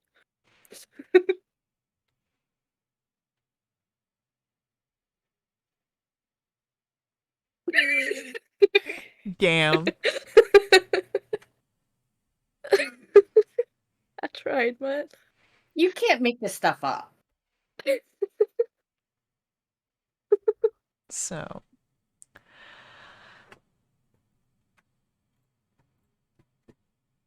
What, Cameron, you are able to make out is that these are the manifestations of graves in Vale de Mortalis that have been disturbed to create undead creatures. And that their appearance here is from Zavokra's connection to divine domain of undead. And as you are looking about these fields, You are too late. An old voice calls out, scratched as if it has been dragged over coarse stone. He has already taken what he needs.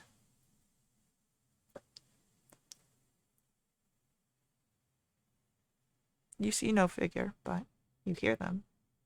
Perhaps they can hear you in turn. What is that he took?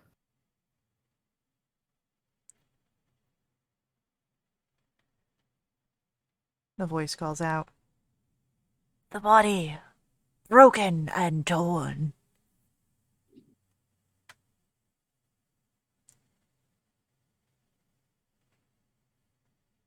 Oh,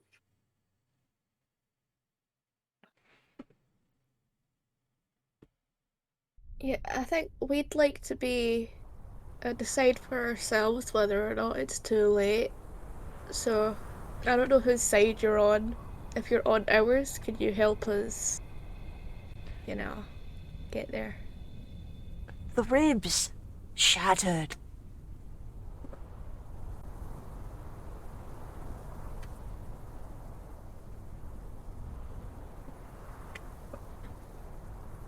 I That's don't an get it. Is image. it a riddle?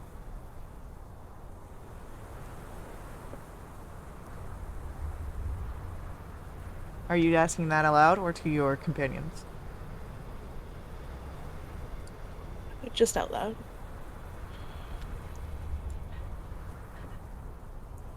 The leg, the prize. A femur long and sturdy, this will do.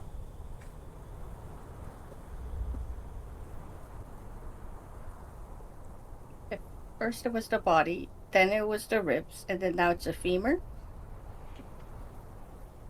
Of what creature?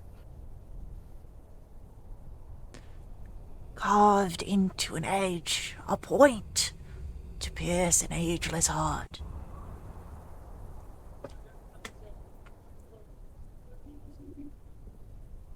Like a spike?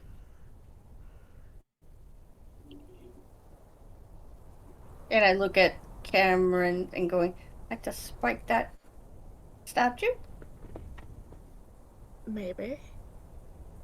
Is it bone? Is there a leg bone stuck in my chest? That's disgusting. No, it was it was dark magic in the shape of a spine. Can I look around? Is there like a grave or something that was dug open recently? All of them. Oh, okay, that's great. These Anything are that's big? these are all graves that are affected by people in Veiled Immortalis disturbing them Oh, to raise the undead. great. But I mean, this figure has been calling out, and it doesn't sound like the voice is changing in any direction. It seems that it's almost like Marco Polo. Okay, can I get closer? Sure, roll a perception or investigation check to see if you can find the voice. I'll go as well. I've got advantage Yeah, when it comes to same. hearing. Natural 20 for 35. So, as you get closer, the grounds, as you search through the mist, you come across a corpse in the same direction and general whereabouts of the voice. It is a skeletal angelic warrior you see wearing the garb of Zavakra's devotees. Anyone who wants to roll a medicine check may do so.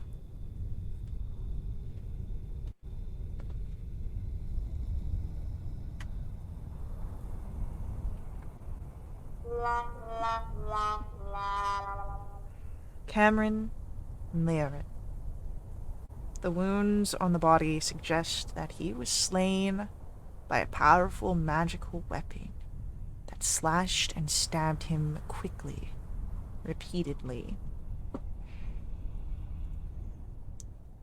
Anyone who wants to roll an Arcana check here.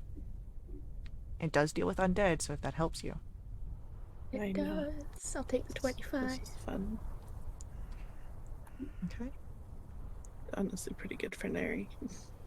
Cameron, you would know that could this actually be the figure that was speaking, its skull remains alive because the undead nature allows the soul to cling to the body. And if there was any doubt that this was not the figure speaking, it is thrown away as the skull begins to talk once more. He's come for an old slight dug deep, no doubt, like a worm in the mold in the bread, down to the core. He fights like someone from the old times. I could barely remember such speed, such ferocity. When we were bound to Kadravish, before sweet release, that's who we came for, down there. The dead ones body rotted away in the ages. But not even time could consume such hatred as was Kadravesh. It lasts. It will outlast the world. As the body speaks, its arm raises up, creaks and gestures to the side. The mists separate, revealing the ancient tomb of Kadravesh. Its lock picked, and its doors opened. A piece of his body, a bone, carved and sharpened, a blade to slay the slayer, the remains of a god to dispose a god. Oh boy. Anyone who wants to roll Arcana, History, or Religion.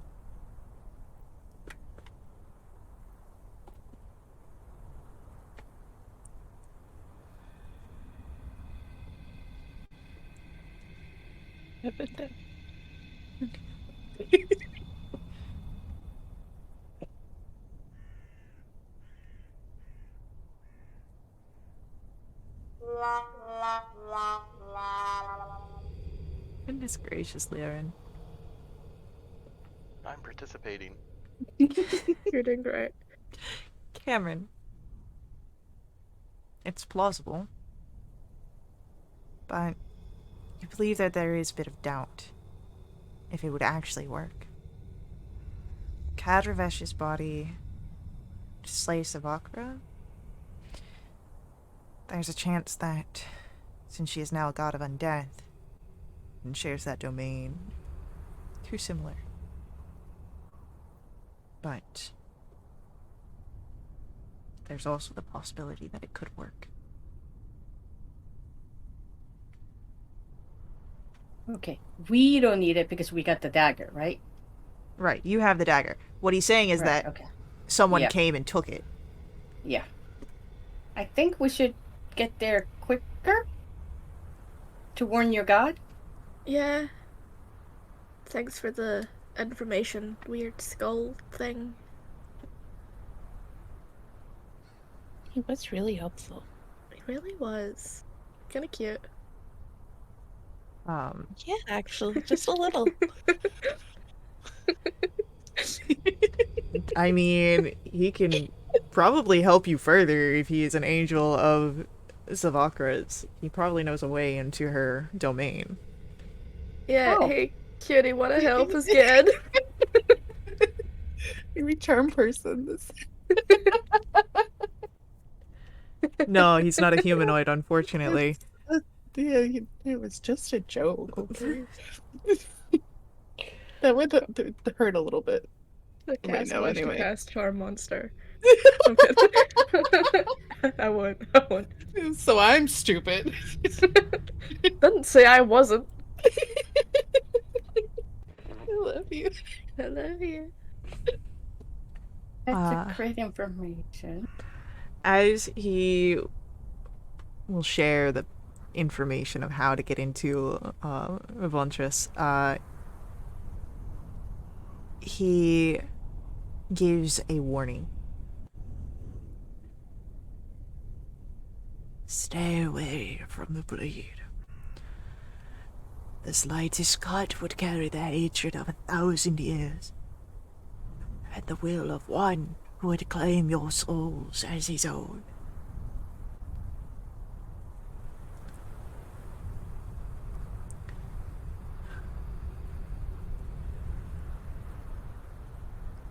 As you go to leave with the information given to you, the voice calls out. She holds her ground in the throne room, at the heart of the tower. If you are the hands of fate, travel swiftly.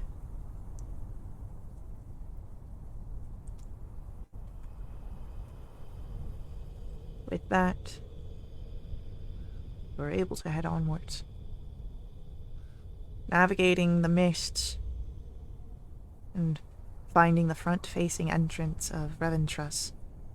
You see that the Citadel's gateway features 2 skeletal arms with the hands made into fist, each holding the end of a snapped staff, such that they rise angled toward one another and meet at the center. The pieces of the staff nearly touch. And here you find that the doors are open, and that the vast, misty grays halls within, a battle rages between angels and their newly risen brethren.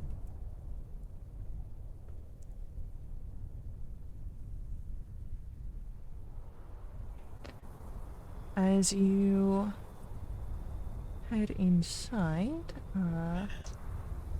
let's see, let's get some.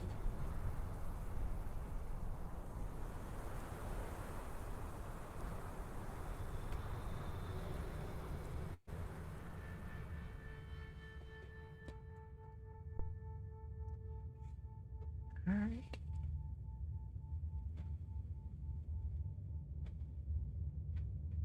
Yeah, there we go. So, as you now walk in to Reventras and you see the broad great hall, the towering iron columns that are filled with warring angels of death. Its high ceilings seem to stretch for miles into empty, clouded skies of starry midnight pitch. Here there is a chill in the air that bites down to the bone and embodies the stillness of decay. You see a gargantuan stairwell that rises ahead, and it splits at a landing, continues up both the left and right walls at sharp angles. It's circling back around the room that the stairs have railings that allow travelers to look back and down upon the battle in the main hall. Or for you to see more angels fighting near the tops. Go ahead, roll for me perception or history checks, please.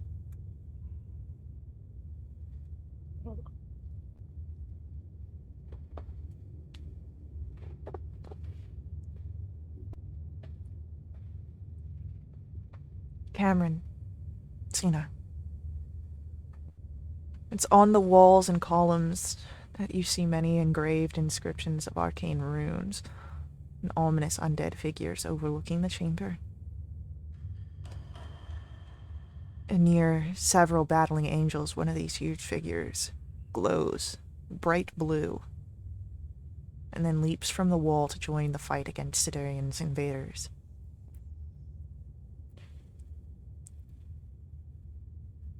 You see that it has apparently its own defenses.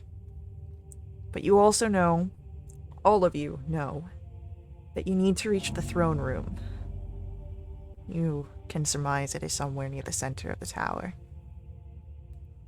You could start with the stairs, and with that you'll have to bypass several of the ongoing fights between the angels.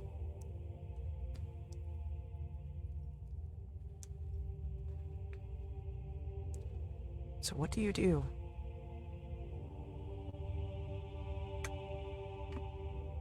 Should we make a run for it? I think so. I know, can you run fast and all of that? And Cameron will start lightly kicking way around like full plate. Could I? Maybe. Will you try? Oh, I always try. I can assure you of that. Hell yeah. I say we just run for it then. Let's do it.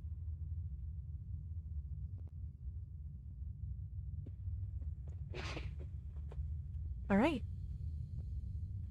What skills, spells, or abilities do you utilize? What does it look like as you try and accomplish your goal of getting to the center? Athletics for me. All right, what does that look like? I'm gonna literally just go, if I can even climb sheer strength as I climb and push anything out of the way, falling dead bodies, this and that, and just make room for my comrades. Yeah, I'll put my shield up and just kind of try and push through and make a hole. Oh boy. Mary, what does it look like? I'm doing my best. I'm leaping over bodies that have been pushed down, and I'm just doing my best. As you are trying to leap through, you see where one of the angels in all black cuts through one of the defensive lines of Zavakra, and immediately you are revealed as your friends continue onward. You freeze for a moment, trying to figure out which way to run before one of those massive creatures off the walls jumps into your defense, allowing you a moment to continue upwards with your companions. Cameron? Cameron will go for investigation, since everyone's pushing stuff out of the way. She'll call directions. A 19. Yeah. Luckily enough, this first portion of the stairs is, well, fairly straightforward. It's just up. But then, as you look between the left and the right, where they split, you notice that one seems to have a bit more fighting going on than the other.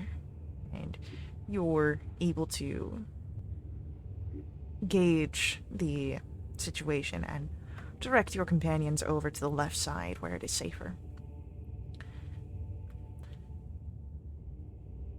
You find here now, as you stand, that there is chain-driven platforms that will lift and rise to the upper floors of the tower. As you're looking around, anyone who wants to roll a Arcana check can do so. Damn. Cameron. Trying my best. Still technically a 21, but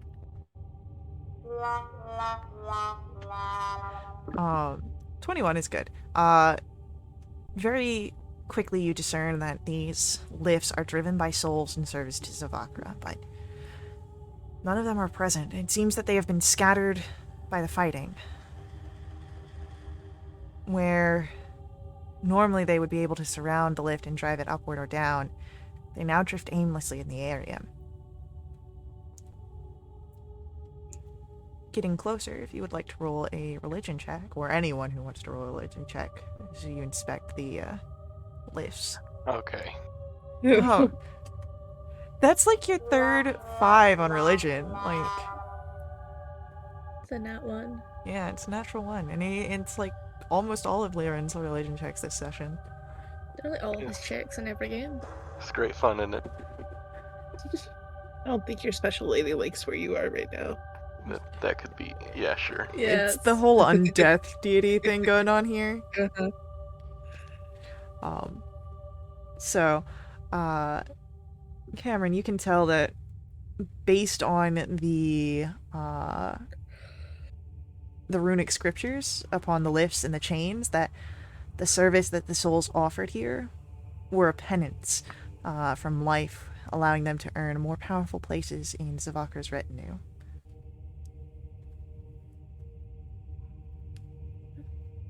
Go ahead, anyone who wants to roll Insight or Arcana here.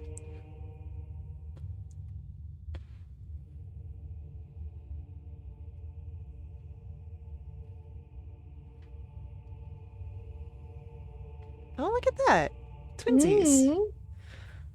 And they're both one on Insight, one in Arcana. That's nice. That's so cute.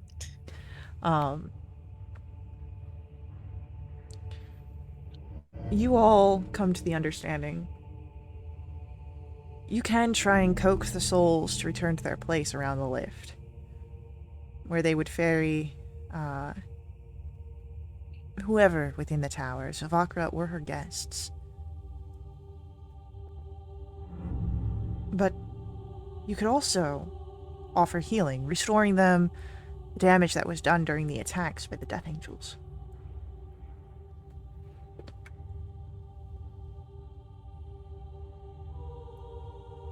A lot of healing doesn't work on undead. Would that be something that like mechanically bypassed in this, or This is it mechanic. another way? Yeah, so basically what it is you're offering with the healing is that it's life energy to draw them back. Not so much like a single sort of cure wound. So it's like more like a beacon of hope, rather than a band-aid, if that makes sense. Hmm.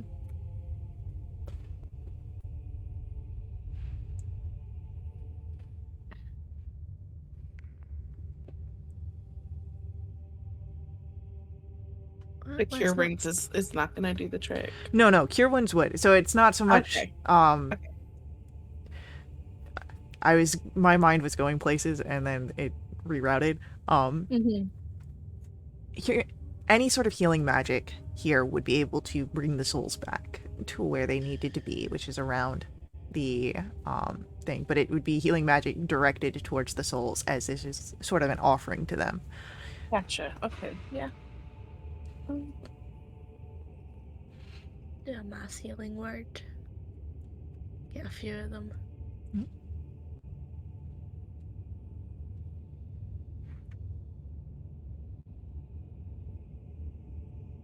What level do you do it at? Just the normal one? Yeah, just a third. Okay, cool.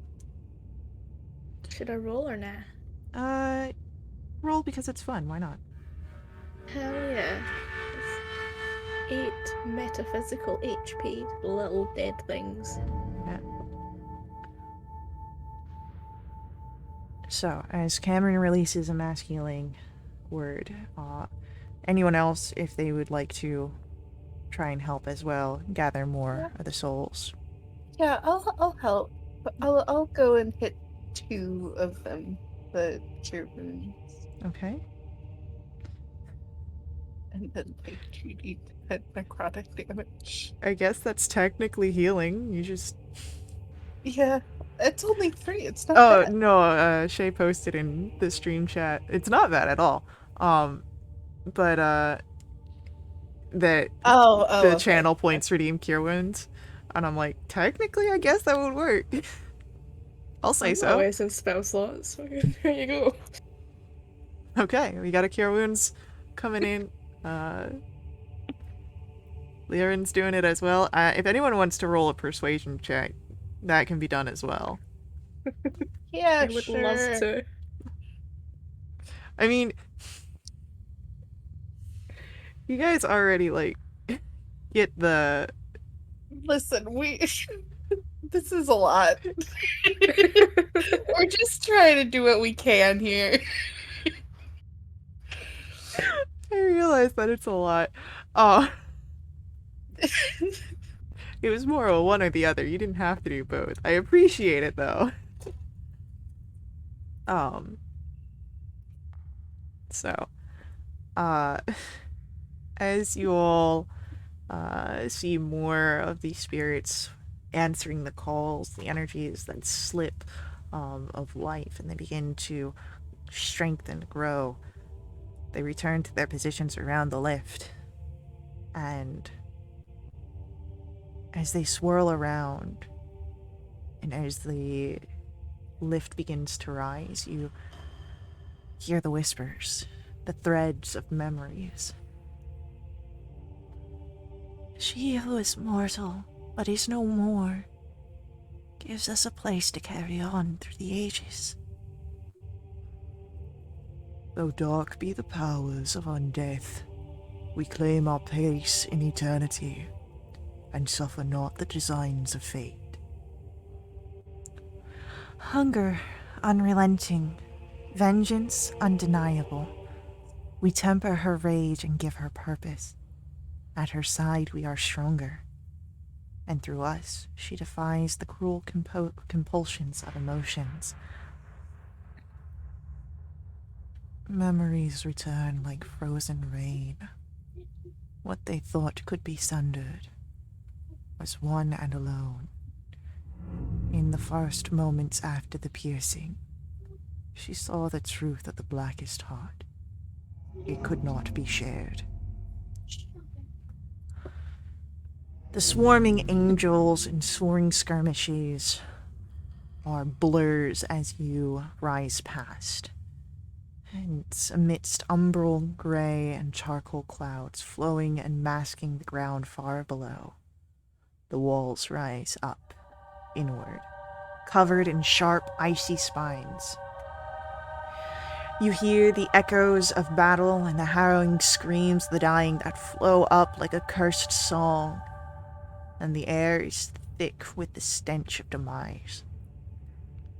High above, you see blasts of powerful energy exploding from a distant floor. The eruption sends down a shower of glassy ice that cuts like razors, and it is followed by a devastating beam of brightly glowing soul fire that burns against the outer wall like a dragon's breath.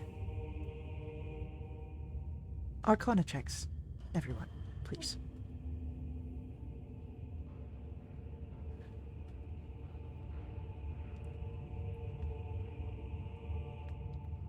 Cameron knows this.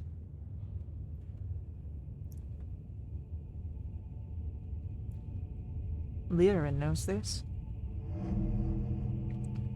Soulfire is pure, destructive, necrotic energy that would annihilate the soul of a creature. Such power is rarely usable by any beings less than demigods. And you hear Sidurian's wicked laughter, drawing ever closer. When you eclipse the platform and glimpse at last Savokra's throne room, you see a wide diamond chamber with walls of shimmering sapphire ice and a floor of blackened iron. Her throne is dark adamantine with spines, bones, and etched images of cracked skulls. Zavakra herself stands far to the side in a swirling cloud of icy mist and launches sharp spikes of bone outward. A barely visible figure, Sidurian, though he's more shade than any sort of solid being, dashes around her. You see that he tries to pierce the storm and strike her with a deadly dagger. Nearer to the throne, there are the forms of Sidurian's two allies, Ashelia and Gorvast. All fight relentlessly as they strike against another grim, angelic figure. And you see Murnagal in her full glory, massive, jagged wings and a cruel, crooked sight of shadow and glowing blue fire. And I ask, Mortal Guardians, what is it that you do? How big is she? How big is who?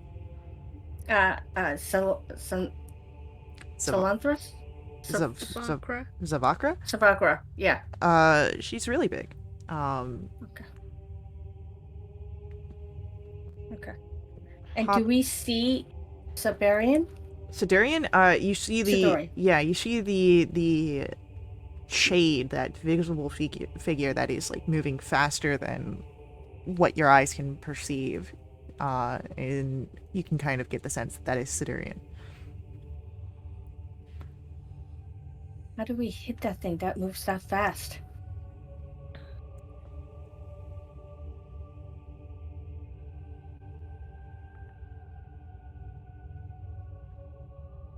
Well, they're not the only things that are fighting here. You also have Ashelia and Gorvast that are against Murnagal. Oh, Mornigal's alive? Yeah. Can I go up to... sorry, I'm just kind of out of it. Can I go to Murnagal? Can I go up to and help her? Well,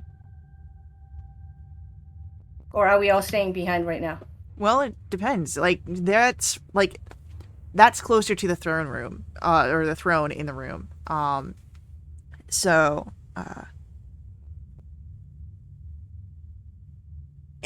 you're making the choice of there's Zavakra off to the far side, and then her next to her throne fighting our Sidurian's allies, Shelia and Gorvast with Murnagal.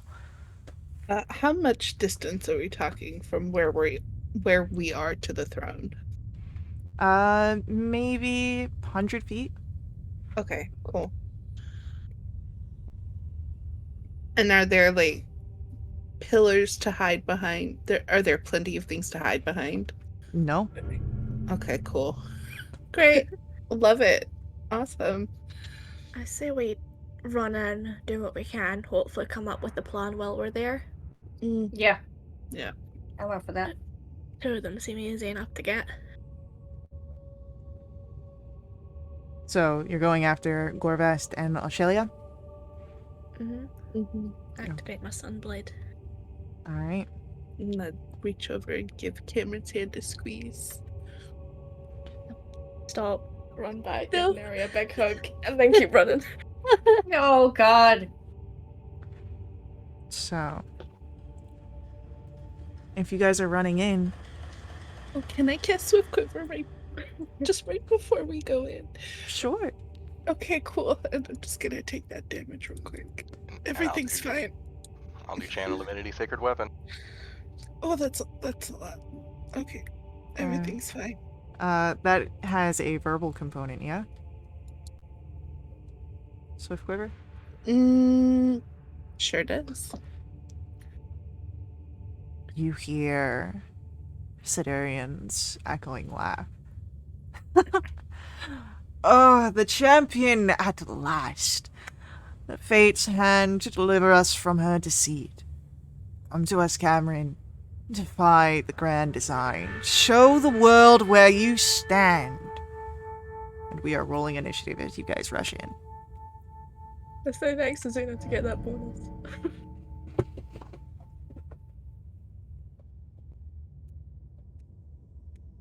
Damn! Okay, Liaren. We see you, we see you.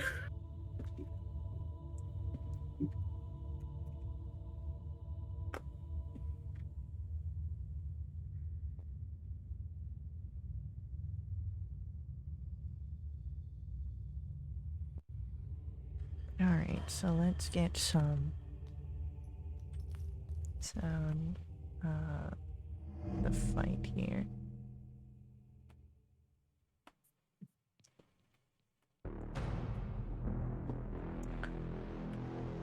Alrighty. So it'll be Cena and then after Cena it'll be Laren, Gorvast,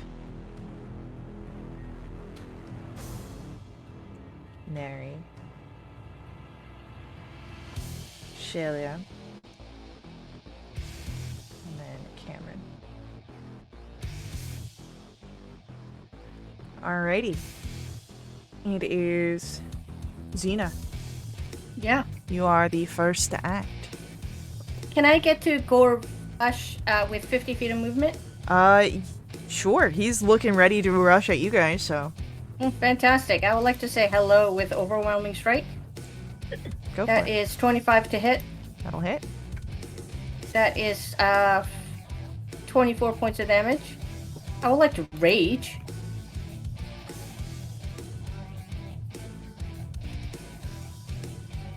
That's brutal critical.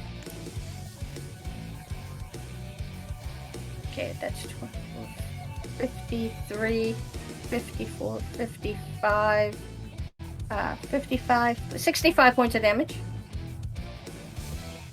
Okay. Oh, another brutal critical. Okay. Okay, 59 of damage, and that's my turn.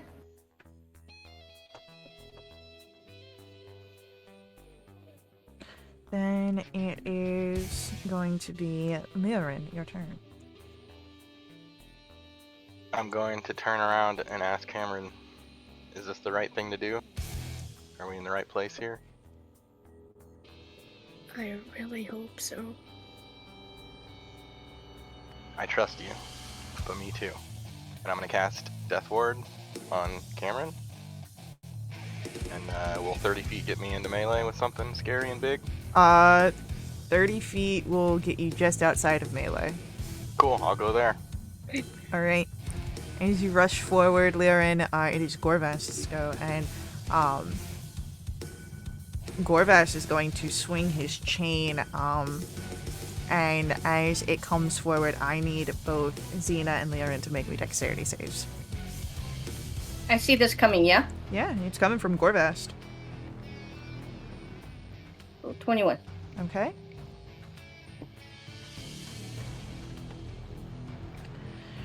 So, Xena, you avoid the chain as it comes forward, but Liren, you see it, and at the end you see this iron star, and it crashes right into the side of your armor. You are looking at 10 points of bludgeoning damage, 11 points of piercing, and 24 necrotic. Got it. Cool. Alright. And Neri, Mm-hmm. it is your turn. Okay, we're gonna. I'm gonna shoot. I'm gonna shoot 2 times at both of these goons. Okay, the first shot is a 30. Alright. 13 piercing. Okay. 17. 17, it does not hit Ashelia. Okay, next goon. It's a natural one. Brushing past it. Another 30. For 13 piercing.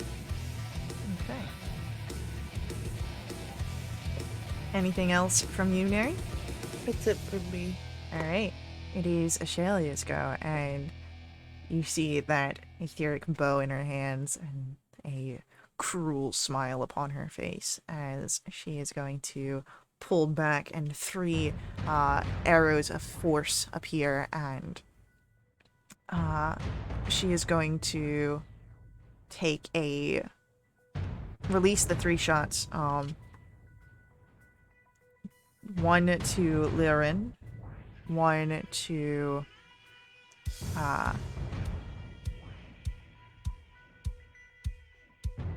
Neri, and 1 to Xena. It's a natural 20 for a 27 to hit Liren. Can I go ahead and siphon some health over to him? Sure. I would like to go ahead and give him 60 health, please. Alright, so that is a 19 towards Xena, which does not hit, and a 16 to Neri. That hits. Alrighty, so at that, it is going to then be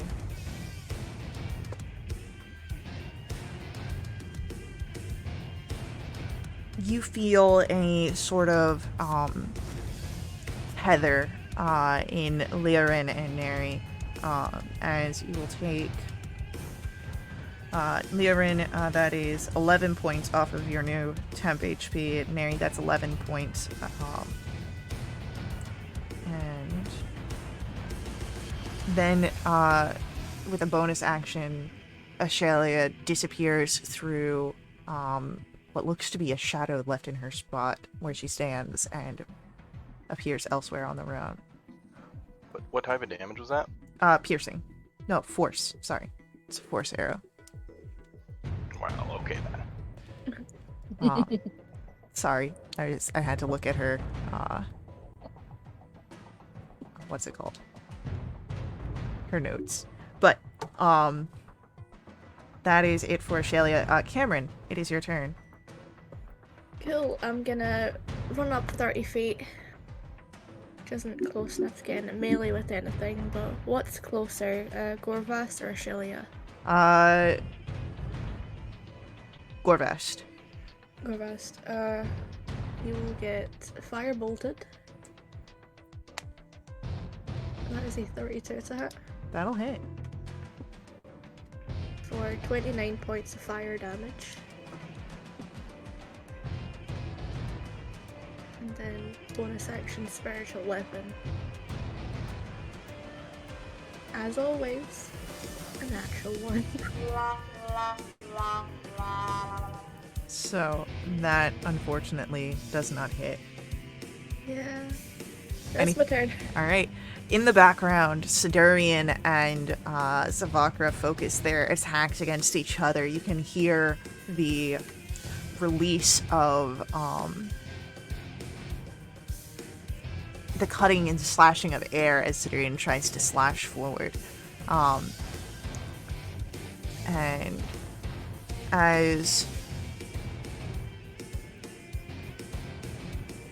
you have now coming to the top of the round, Xena, what are you doing? I would like to go ahead and see if I can take out Gorvast. Overwhelming strike. That is 23 to hit. That is going to be 29, 31 points of damage. Okay. That is brutal critical. That is, you know what? I'm going to savage attack on that one. Okay, that's better. That's 40, 49, 51, 61 points of damage. And my last attack is 31 to hit. Mm-hmm. For a total of 32 points of damage, and that's my turn. Okay. With each attack against Gorvast, you see that thick blood begin to appear past the scales. But just like the last time you did battle with him, it seems that he is resistant to the physical damages. He still stands there ready to fight. And Leorin, it's your turn. This is the big dude. Xena just hit the big guy that hit both of us, right? Mm-hmm. Cool. I will attack him. Okay, you close that distance and go for the attack. Is there a flank open? There is a flank open.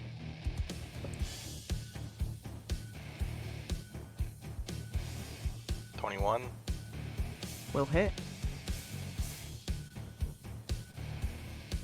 I'm going to Divine Smite him. Is he undead? Yes.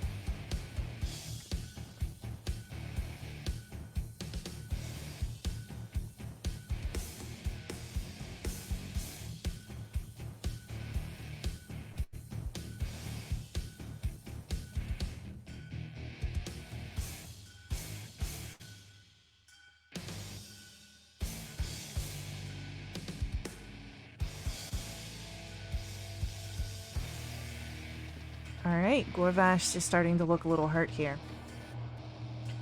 Anything else from you, Liren? How big is he? He's a medium humanoid, or, well, medium-sized creature, but he's, like, thick and, like, burly, so he's big. Can I try and bonus action shield slam him down to the ground? Sure, go for it. Natural 20? Well, it is a contested roll. Yeah. So.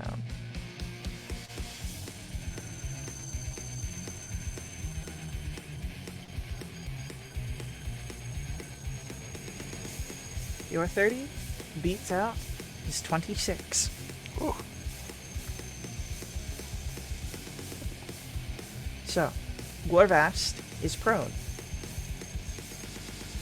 And Neri, it is your turn. Well, if he's prone, I'm gonna focus on the other goon. Alright. Well, she did shift, so she's not where she once was. I can see her though. What is your passive perception? 19. Yeah, you'd be able to see her, where she's now on a different side. Nice. It's a 28 to hit. 28 does hit. It's 12 piercing. It's an 18. 18 just hits Ashalia. Cool. 9 piercing.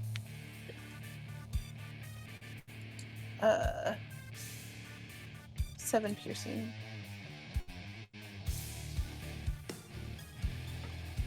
9 piercing.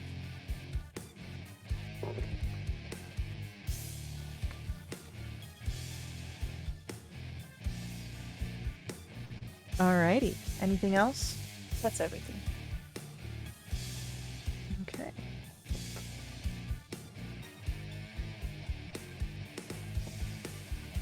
With that, it is Ashalia's go.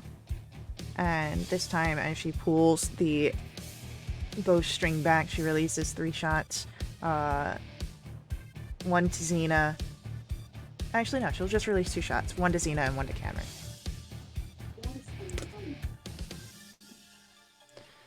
So we have an 18 to hit Cameron, Yep. and a 16 does not hit Xena. So, Cameron, you are looking at 7 points of force damage.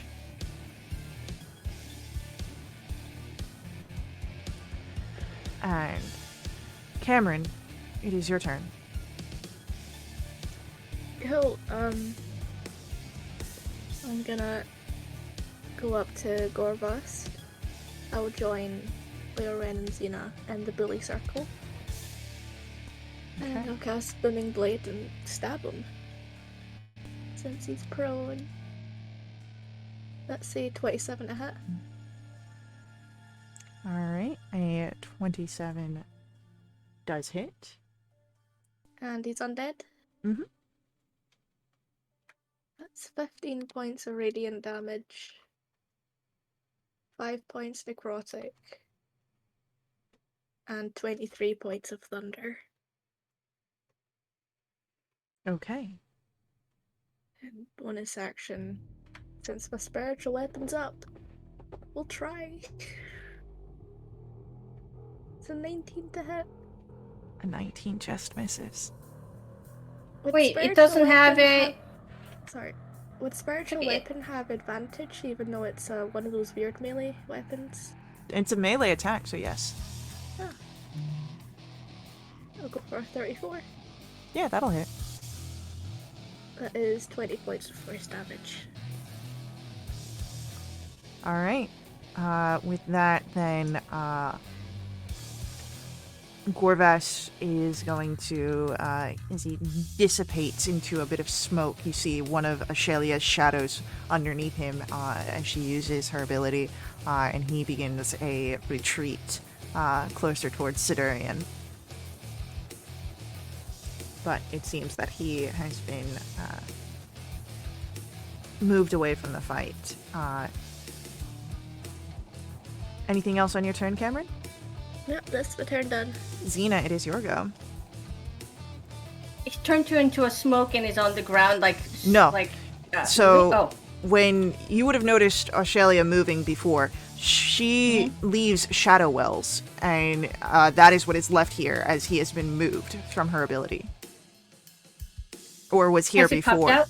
No, he's on the other side. Okay. He's closer towards where Sidurian is. He is making a retreat back that way. Okay, how far is she from me? Ashalia? Yeah. Yeah, she's going to be about 70 feet from you, because she moved about Okay. the battlefield. So you went further, she went back. Yep. Okay, bonus action, boots of speed. Okay, Go straight at her and say hello with overwhelming strike. go for it. That is 30 to hit for 33 points of damage. 18 misses. An 18 just hits Ashalia. Okay, great. That is going to be 36 points of damage. My last attack is going to be 24 to hit. Mhm. With total of 31 points of damage, and that's my turn. Okay. With that, it is going to then be Laren, your turn. Okay, so the other two just popped over to the other side of the battlefield. No, Ashalia is still on your side. Gorvast is on the other side. She used her ability. And how far is she? 90 feet from me as well? No, she is 70 feet from where you stand. Okay, and Sidarian is still dancing with the Zavakra. Correct. How far are they away? About maybe 80 or so feet. They're also a distance. You're in like this massive throne room.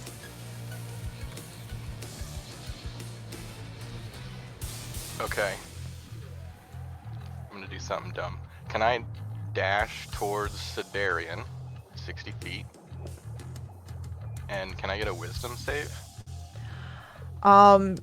Is this a spell? Yes. It bounces off of him.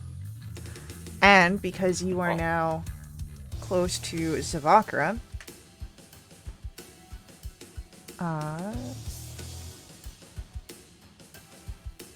you will take...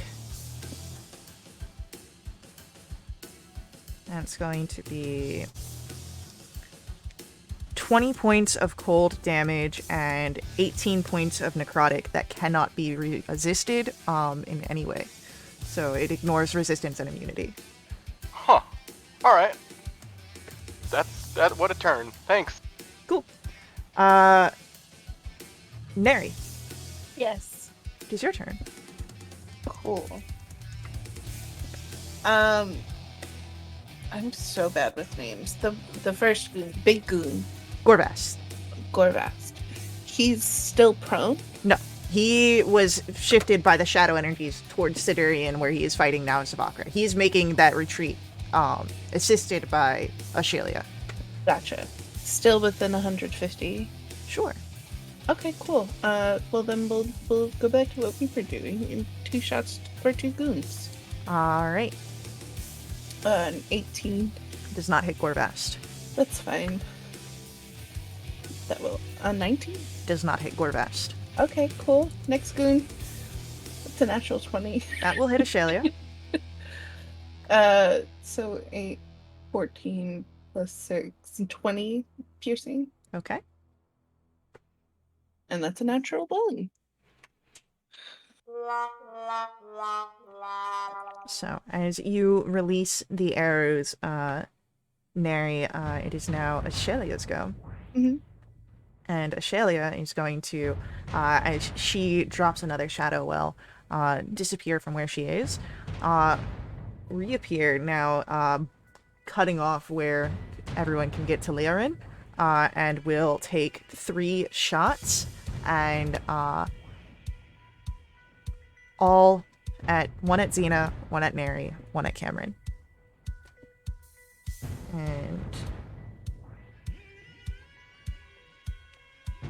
22 towards Xena, 14 towards Neri, Mm-hmm. no, No, 10 towards Cameron. Nope. All right. And that is Ashalia's turn. She stands there and moves, and backs away. Cameron. How far away is Ashalia from me? Ashalia from you, about maybe 40 feet. Cool. I'll move 30 feet towards her. Okay. Then bonus action, I'll Draconic Transformation and I get Dex save. Okay. That is a 20. 20 just passes, so she'll take half. She'll take 10 points of force damage. Okay. Anything else? And then, if that gives me 60 foot of fly speed, does that mean I've still got the rest of the... You've 30? got, yeah, you've used 30, so you'd have now 30 fly speed. Cool, well, 10 feet, fly towards the booming blade and stab. Is a 29 to hit? Well, you can't booming blade, because you did your bonus action to Draconic Transformation. Oh no, Booming blade is a that's an action. action, that's right. So 29 will hit. And is she undead? Yeah. Awesome. That's 16 points of radiant, Alright. 7 points necrotic, and 21 points of thunder. It is in this moment that you all hear there are two thundering energies. One from Cameron's attack that shoves Ashalia through another one of her shadow wells, and she reappears closer to Gorvast. And the other causes the disruption of the storm around Zavakra as you see Sidurian has made a successful strike against her, has wounded her. And she drops to one knee. Immediately there's an attempt to blast Sidurian with soul fire. But he dashes back and in a glimmer and takes cover behind Randall. No. Mm-hmm. Zavakra launches Soulfire once more, but diverts it as it streams away, narrowly missing where Sidurian now has Randall held at the throat. And we will pick up there very shortly, as we were going to take a quick ad break here. So, stick around, and let's see where the tension bubbles over, and we will be right back. I'm gonna throw.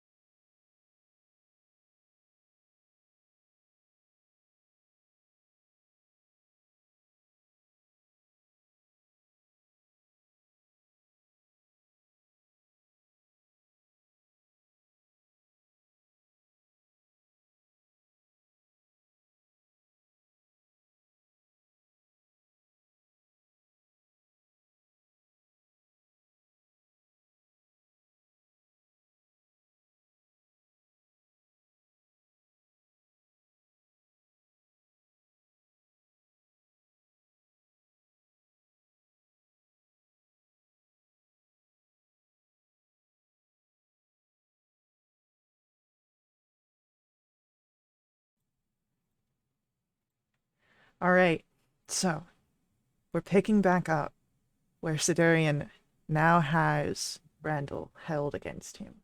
A shield, essentially. Much as I enjoy this dance, I won't play to your tune for eternity. Cameron, I think you should do the honors. Free yourself from Zabakra's puppet strings and her reign. Avenge those like us, like you and me, who were her discarded triflings.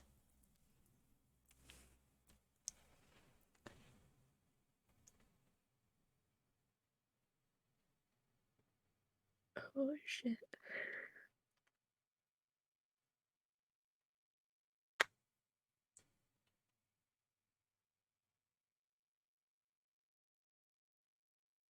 Cameron, what are you doing right now? You know, I haven't decided. As the moments tick by, you see where Sidurian holds Randall the dagger of Kadravish. This wicked thing. Sidurian raises it and holds it over Randall's heart.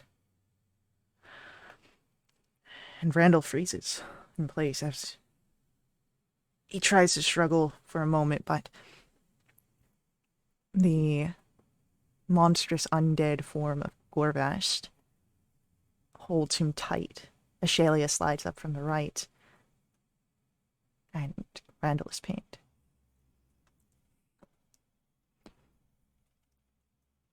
It seems that he is making sure you know that there is a time limit on your decision.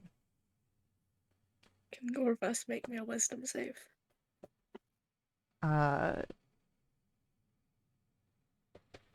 Sure.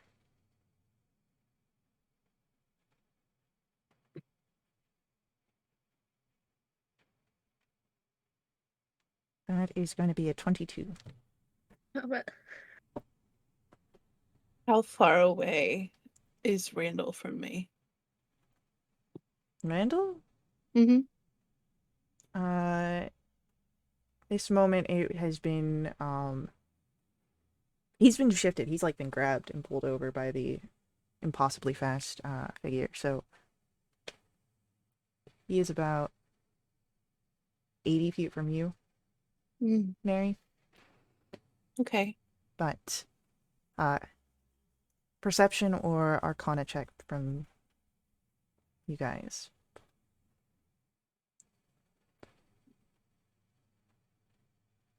One of Ashelia's shadow wells, Cameron, Xena, Mary, is just behind the feet of Sidurian. As you guys are seeing this, as you are trying to come up with what is happening, Savakra stands up, lowers her hands, and looks to you, Cameron.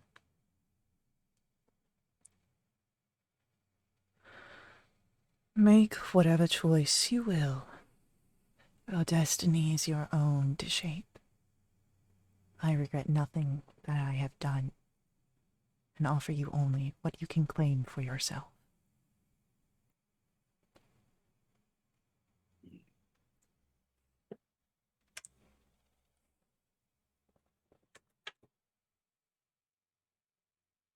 I'm gonna try again with the wisdom save on Gorvas.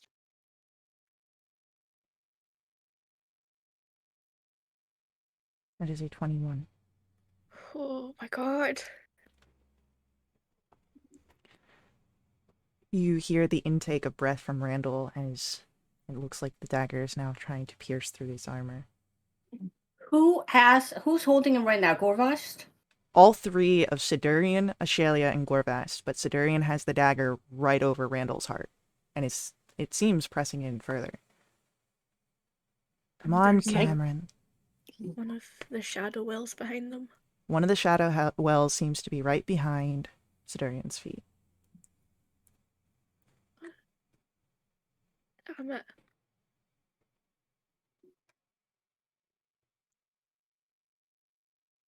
And I Okay. start sneaking my way up there. You can try. Roll a I stealth can check. try. Okay. Cool. Oh, that's bad.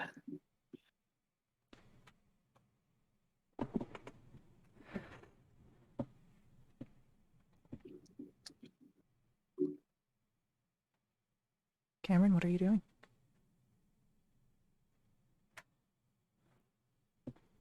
No, that's bad.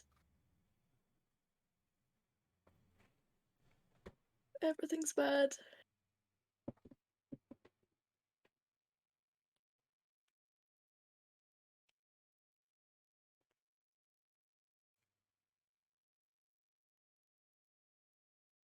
Cameron will just put her hands up. Come on, Cameron. It's one simple task. Take the blade. Make the attack. Cut us free. Where is the blade? Is it the one that he's got? No, you have it. My one. Yeah, roll Masaron. Okay. How far away is Gorvas from Zavokra? About maybe 15 feet. Okay. I'll have a dagger in my hand and walk up to Zavokra. Okay. And then I'm going to turn around and throw it at him. I have a throwing range of 20 feet. Okay. Roll an attack roll, please. Would it just be the stats of a normal dagger?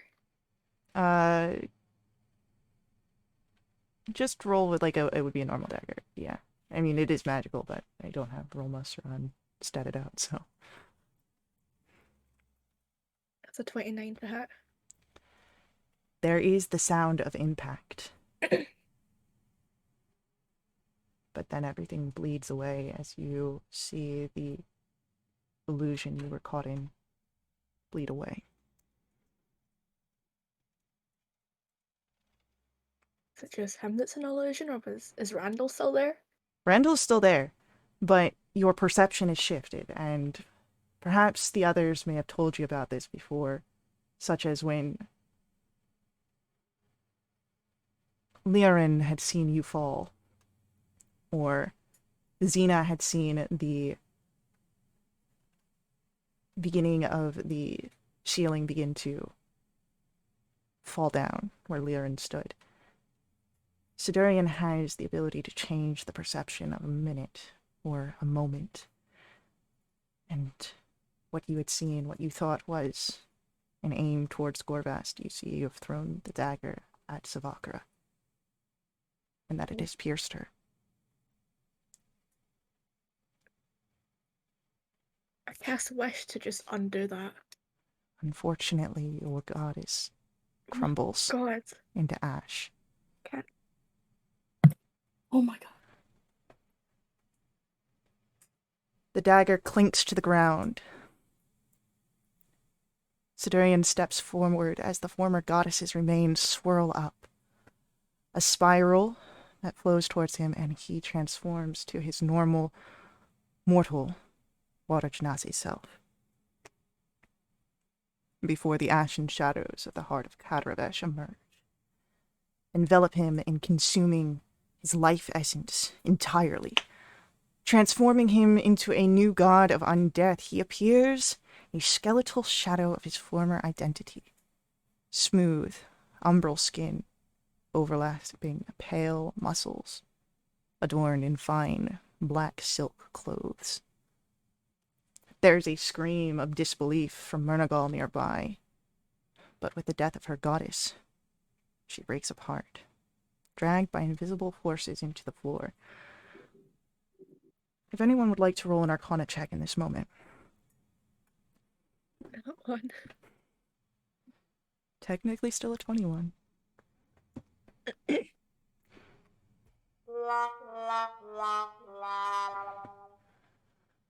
Cameron. Even through the grief that you are feeling at the loss of your goddess, there is understanding. Sidurian is now a death god. He is no longer mortal, no longer a water genasi. Now that he has absorbed the remnant power from Savakra and Kadravesh, it has fully destroyed what he once was. Which means he is now vulnerable to Rolma Saran, just like Savakra and Kadravesh before him. In this same moment, there is a burst of powerful magics erupting from where Savakra died. You witness a shrouded, burned memory of the past.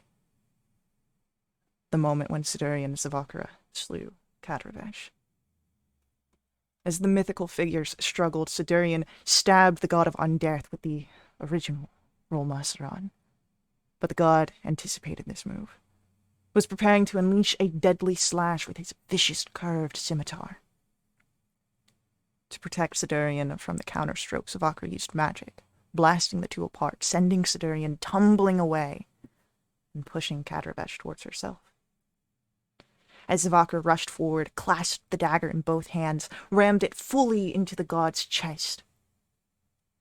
It pierced his heart, severing his power. An eruption exploded outward from the dying form of the god, and Savakra began to absorb it herself, gaining knowledge and insight to the role that the gods play in the world that she had never imagined.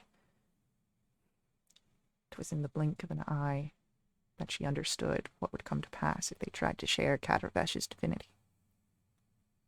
His essence would endure and aspire to reunite with itself and revive the dead god. Savakra and Sidurian would be driven against one another for eternity until one or the other was destroyed. As Sidurian approached her with a blade drawn, he cursed her for trying to seize all the power for herself. Savakra warned him to stay away and that he could not understand, but he cursed her again for betrayal. The rogue rushed at her, tried to shove her away from the god's remains. They struggled over this power, and Sidurian was able to claim some of it. But it was during their struggle he tried to stab her with his own magical killing blade, a dagger of death formed from the bones of slain angels.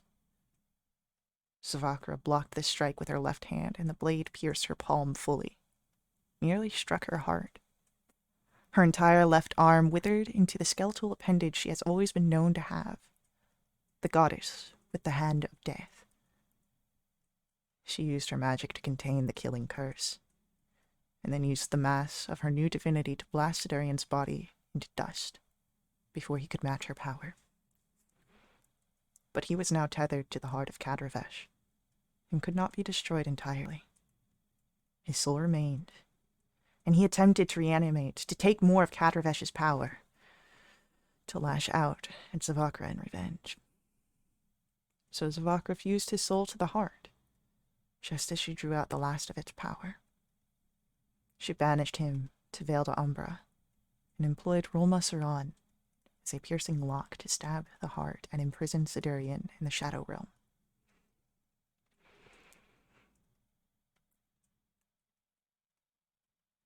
As the vision ends, as you are pulled back into the present, you see Sidurian as Seth Riders struck by ethereal chains erupting from the misty floor.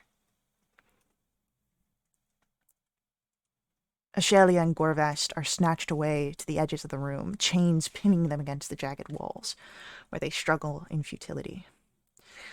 What is this? Sidurian struggles against the chains. You can see he still can move, can still fight, but he is hampered, and his most powerful abilities seem locked away from him. Anyone who wants to can roll an Arcana check here.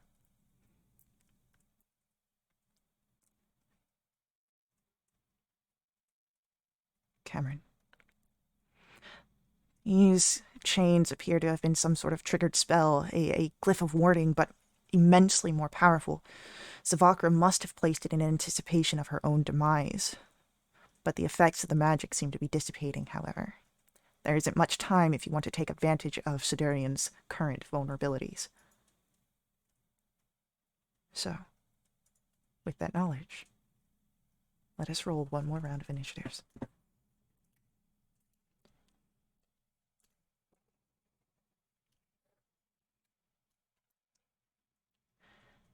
And I would say that at this point, with Neri sneaking closer, you are all able to be close enough to Xena to gain the benefits.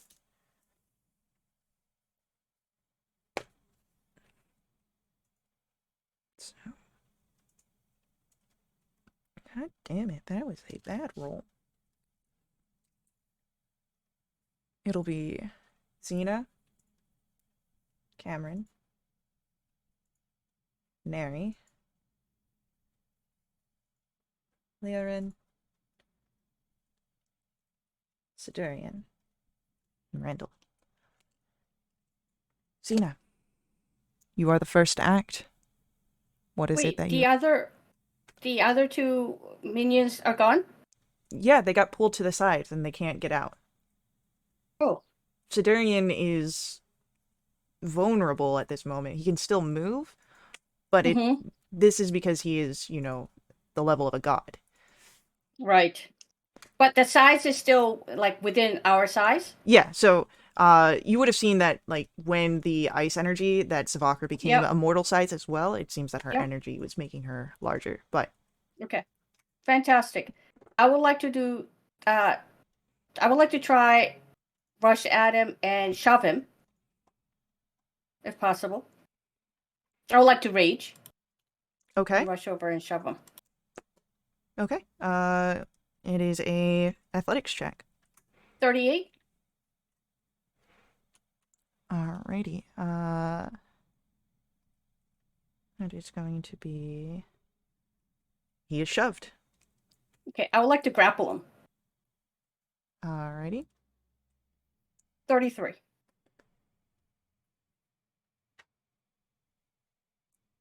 Alright. He's going to do an athletics to get out of.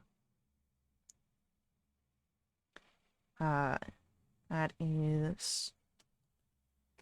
You very narrowly manage to get a hold of him, at least for now. Okay, that's my turn. Okay. Cameron. How far away is he from me? About 15 feet. Does it take an action to pick up the dagger that I threw? I would say that is part of your movement. Oh, I'll run, and while I'm running, grab up the dagger and stab him. Go for an attack roll. Oh boy.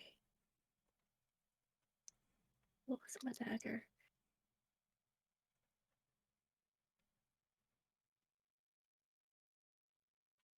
That is a natural 1. Can I give her a advantage She already had using advantage. chat points? Oh, No, that was right. That was you that had the advantage. Yeah. Sure, if you want to do a advantage there real quick. Yeah. Yep. All right, you've got an Please. advantage from chat. 18? As the dagger comes down, you see, much like the first time you fought against Sidurian, he still had the form of Orlanthos. There is a dark carapace that is protective shell around him. And Rolmasaron is brushed aside. Unfortunately, the 18 does not hit. And you may have to get rid of that protective shell before you can strike his heart truly with the blade. That's fine. Has it been less than a minute since we started combat all those rounds ago? You know what? I'll say yeah, because the way that magic is, that vision would have been like immediate in your minds. So is it still within that minute? Still within that minute. You're still dragging it. Cool, I'll breathe on him. Alright, now Xena is also in that area. I don't know if it any creatures Doesn't or just matter. your choice. It's a cone, so I can shift round to be at the same side as Xena. Okay, sounds good. It's a dex save. Dex save. That is a 24. I'll take half. So that's 20 points of force damage. Okay, and you start to see that carapace crack. Neri, That's my turn. it is your turn. Okay, cool. Is Randall still like up in there? Randall's in the midst, but he's not being grappled by Sidurian currently. He was released during the whole like death god transformation. Right. So he's up there, but not in any current amount of danger. Okay, cool. Because I was just gonna run in there and grab him.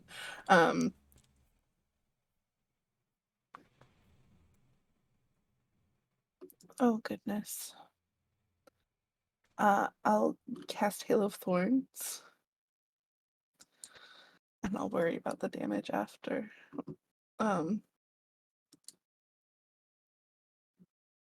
It's a 26 to hit. 26 will hit. Cool. That's 14 piercing. I need a dex save. Okay. 22. He'll take 8 piercing. And then that's a 30 for 10. And then I'm gonna take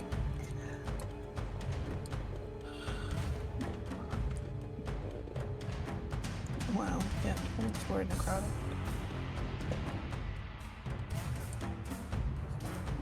Alright. Leorin, it is your turn. Can I run up and stab him? Yeah. 20. A 20 just hits.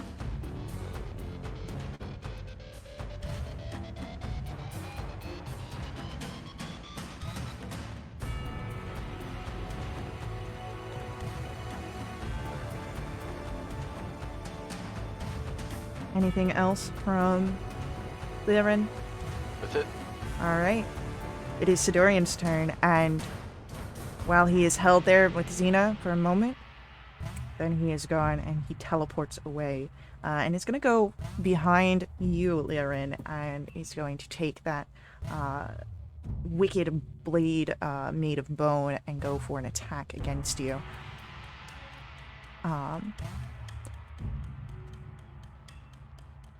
So, as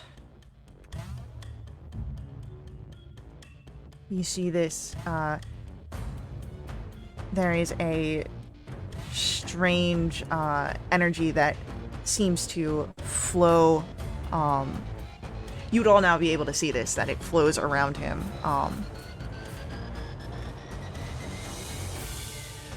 A sort of interruption to the energies that he has. And that is going to be a... That misses. An 18 does not hit Lyrin. And neither will a 19. Cameron, what is your passive Arcana? Passive Arcana would be 28, unless it's to do with undead, then it would be a 33. Technically, he is a god of undeath. Your understanding is that while your attack of Rolmasaran did not go through against the carapace, it seemed to disrupt it, weaken the effects of this demigod, this god. So maybe while you may not be able to fully strike him with Rolmasaran at this current moment until the carapace is gone, it does not... It is making him able to be attacked. Randall's turn is going to move forward, and he's going to...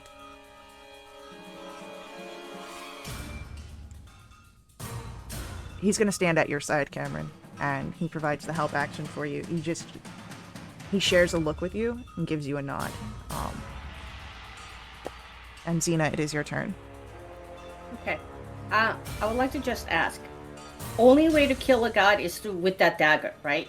I mean, there's many ways to kill a god, but the only way to kill this god is likely with that dagger, Right. in any sort of immediate understanding of it.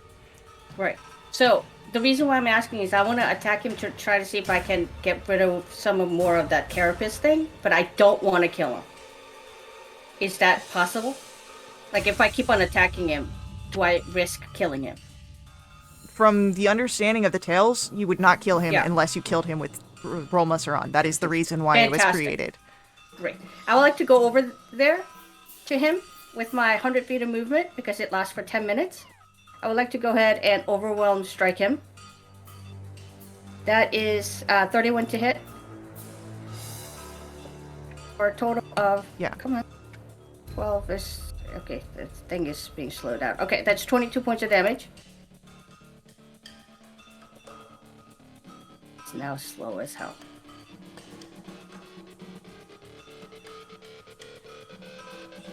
Come on, stop. Okay, it's stopped in a way that I can't tell if it hits or not. So, you know what? Let's just say that doesn't hit. Gonna refresh my D&D Beyond.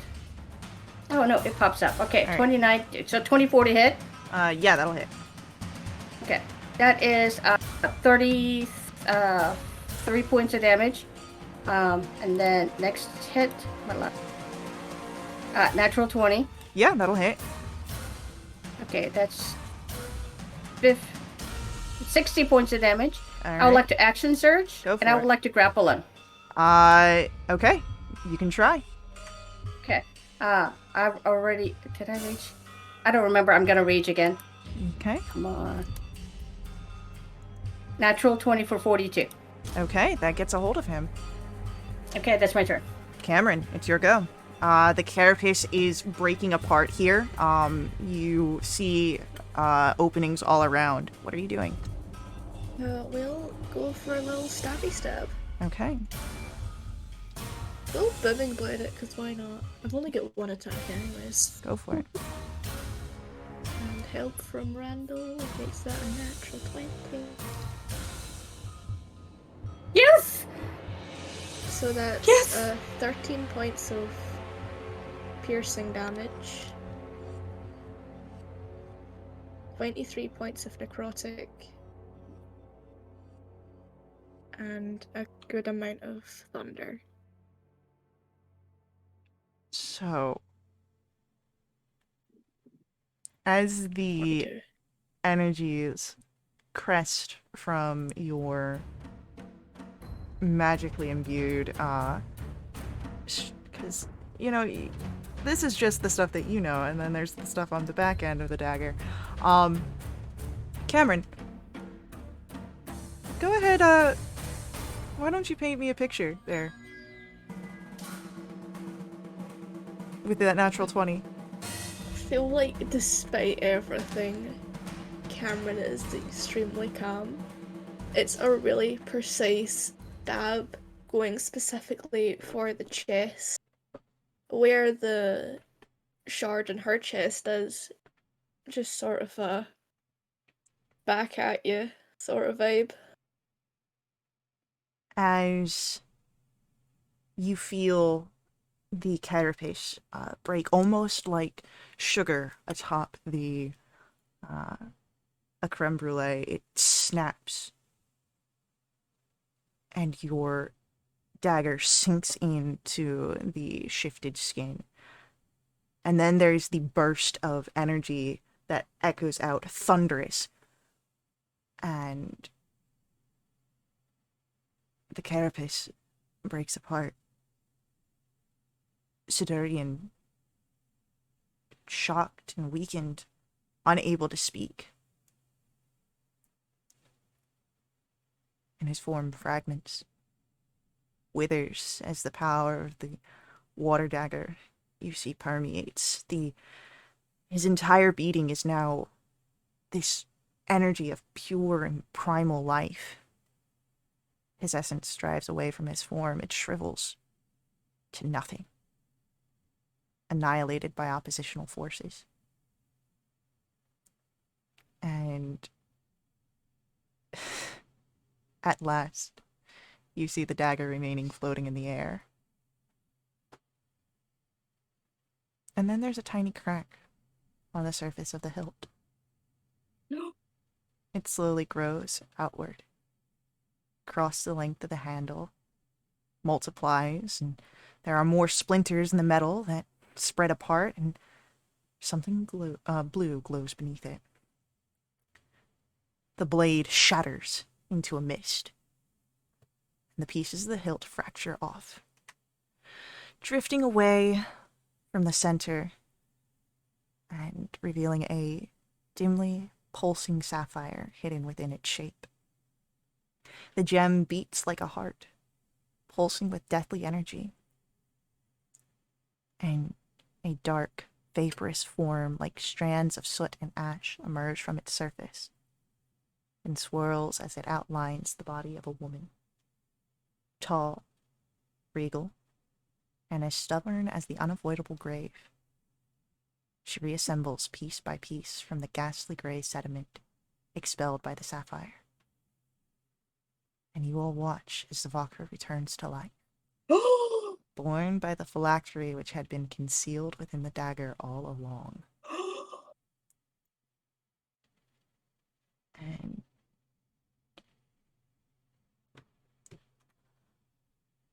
the goddess of undeath steps forward.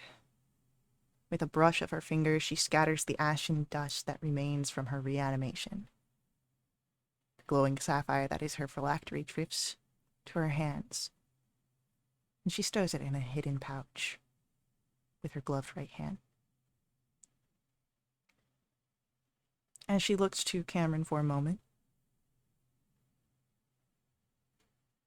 focuses on you, before her attention turns to Ashalia and Gorvast upon the wall. The chains release them, and then they transform to the ghostly pale form of Murnigal as she reemerges from the ethereal plane. You can see that she had transformed into the animated chains and was holding them in place during the battle. Savakra then turns back to you, Cameron. As one who would choose fate, what shall become of his conspirators?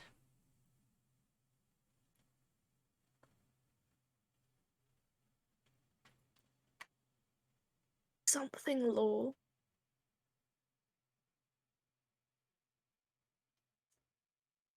Annihilation?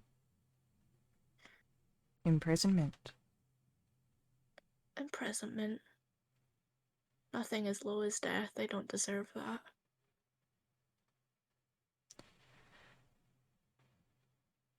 With that, Murnigal encircles them with chains, and they are dragged through the floor.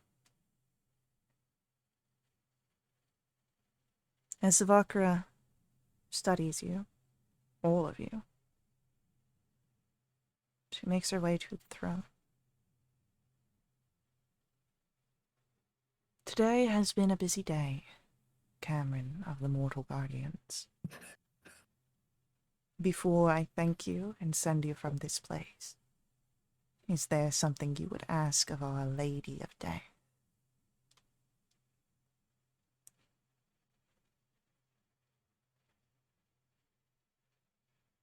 Passive insight, all of you would be able to tell that as she speaks the title, it's almost as if she despises the moniker.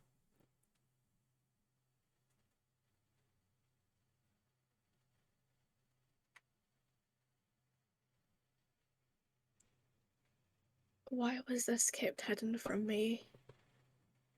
If it was so obvious we're just gonna be here in the end.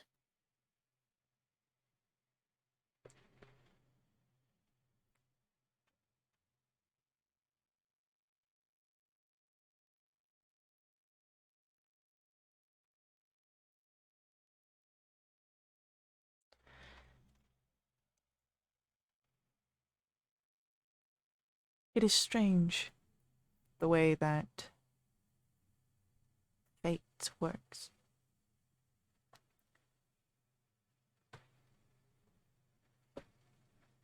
Sometimes knowing the end result changes the path. There are many small pieces that, had you known, would have shifted things. After all, it is faith that creates religions.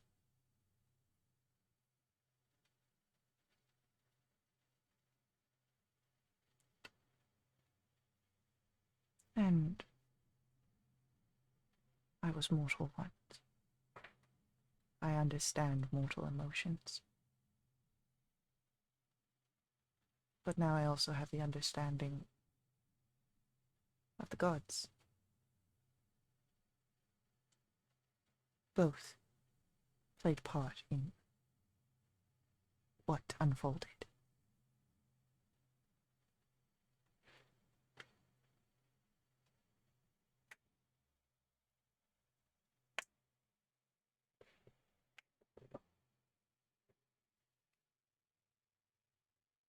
Not the answer I hoped for, but it makes too much sense for me to argue. It's been a really long day. Is there any chance you can help my friends and I get home? She gives a nod, and with barely any effort, you see that she opens a portal to Wintervale.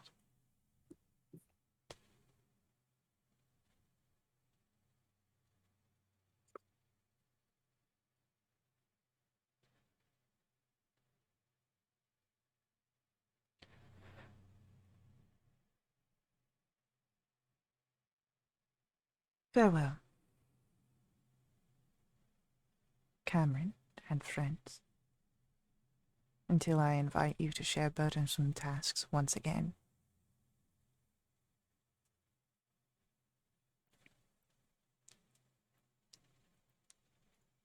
Looking forward to it.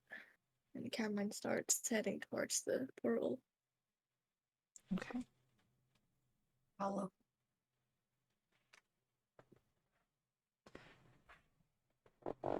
As you all follow through, you return to Winterveld, return to your guild hall. But somewhere, in the desolation of Vale de Ambra, far away from Savokra's tower, far away from anything but the ruinous, decaying visage of a dying world, a grim cave lie in wait. Within it flowed the dust of eons and the rubble of forgotten civilizations. And down in its depths, rested in an empty chamber, shaped like a tomb where ancient warriors had long ago been interred and abandoned. Upon a sarcophagus in this dismal place, a coil of ashes emerged from the veils. It writhed itself into a spiral before coalescing into the shape of a sphere. Then it bent and bloated. It pulsed as veins sprung from its surface, hummed as cracks along its skin stretched,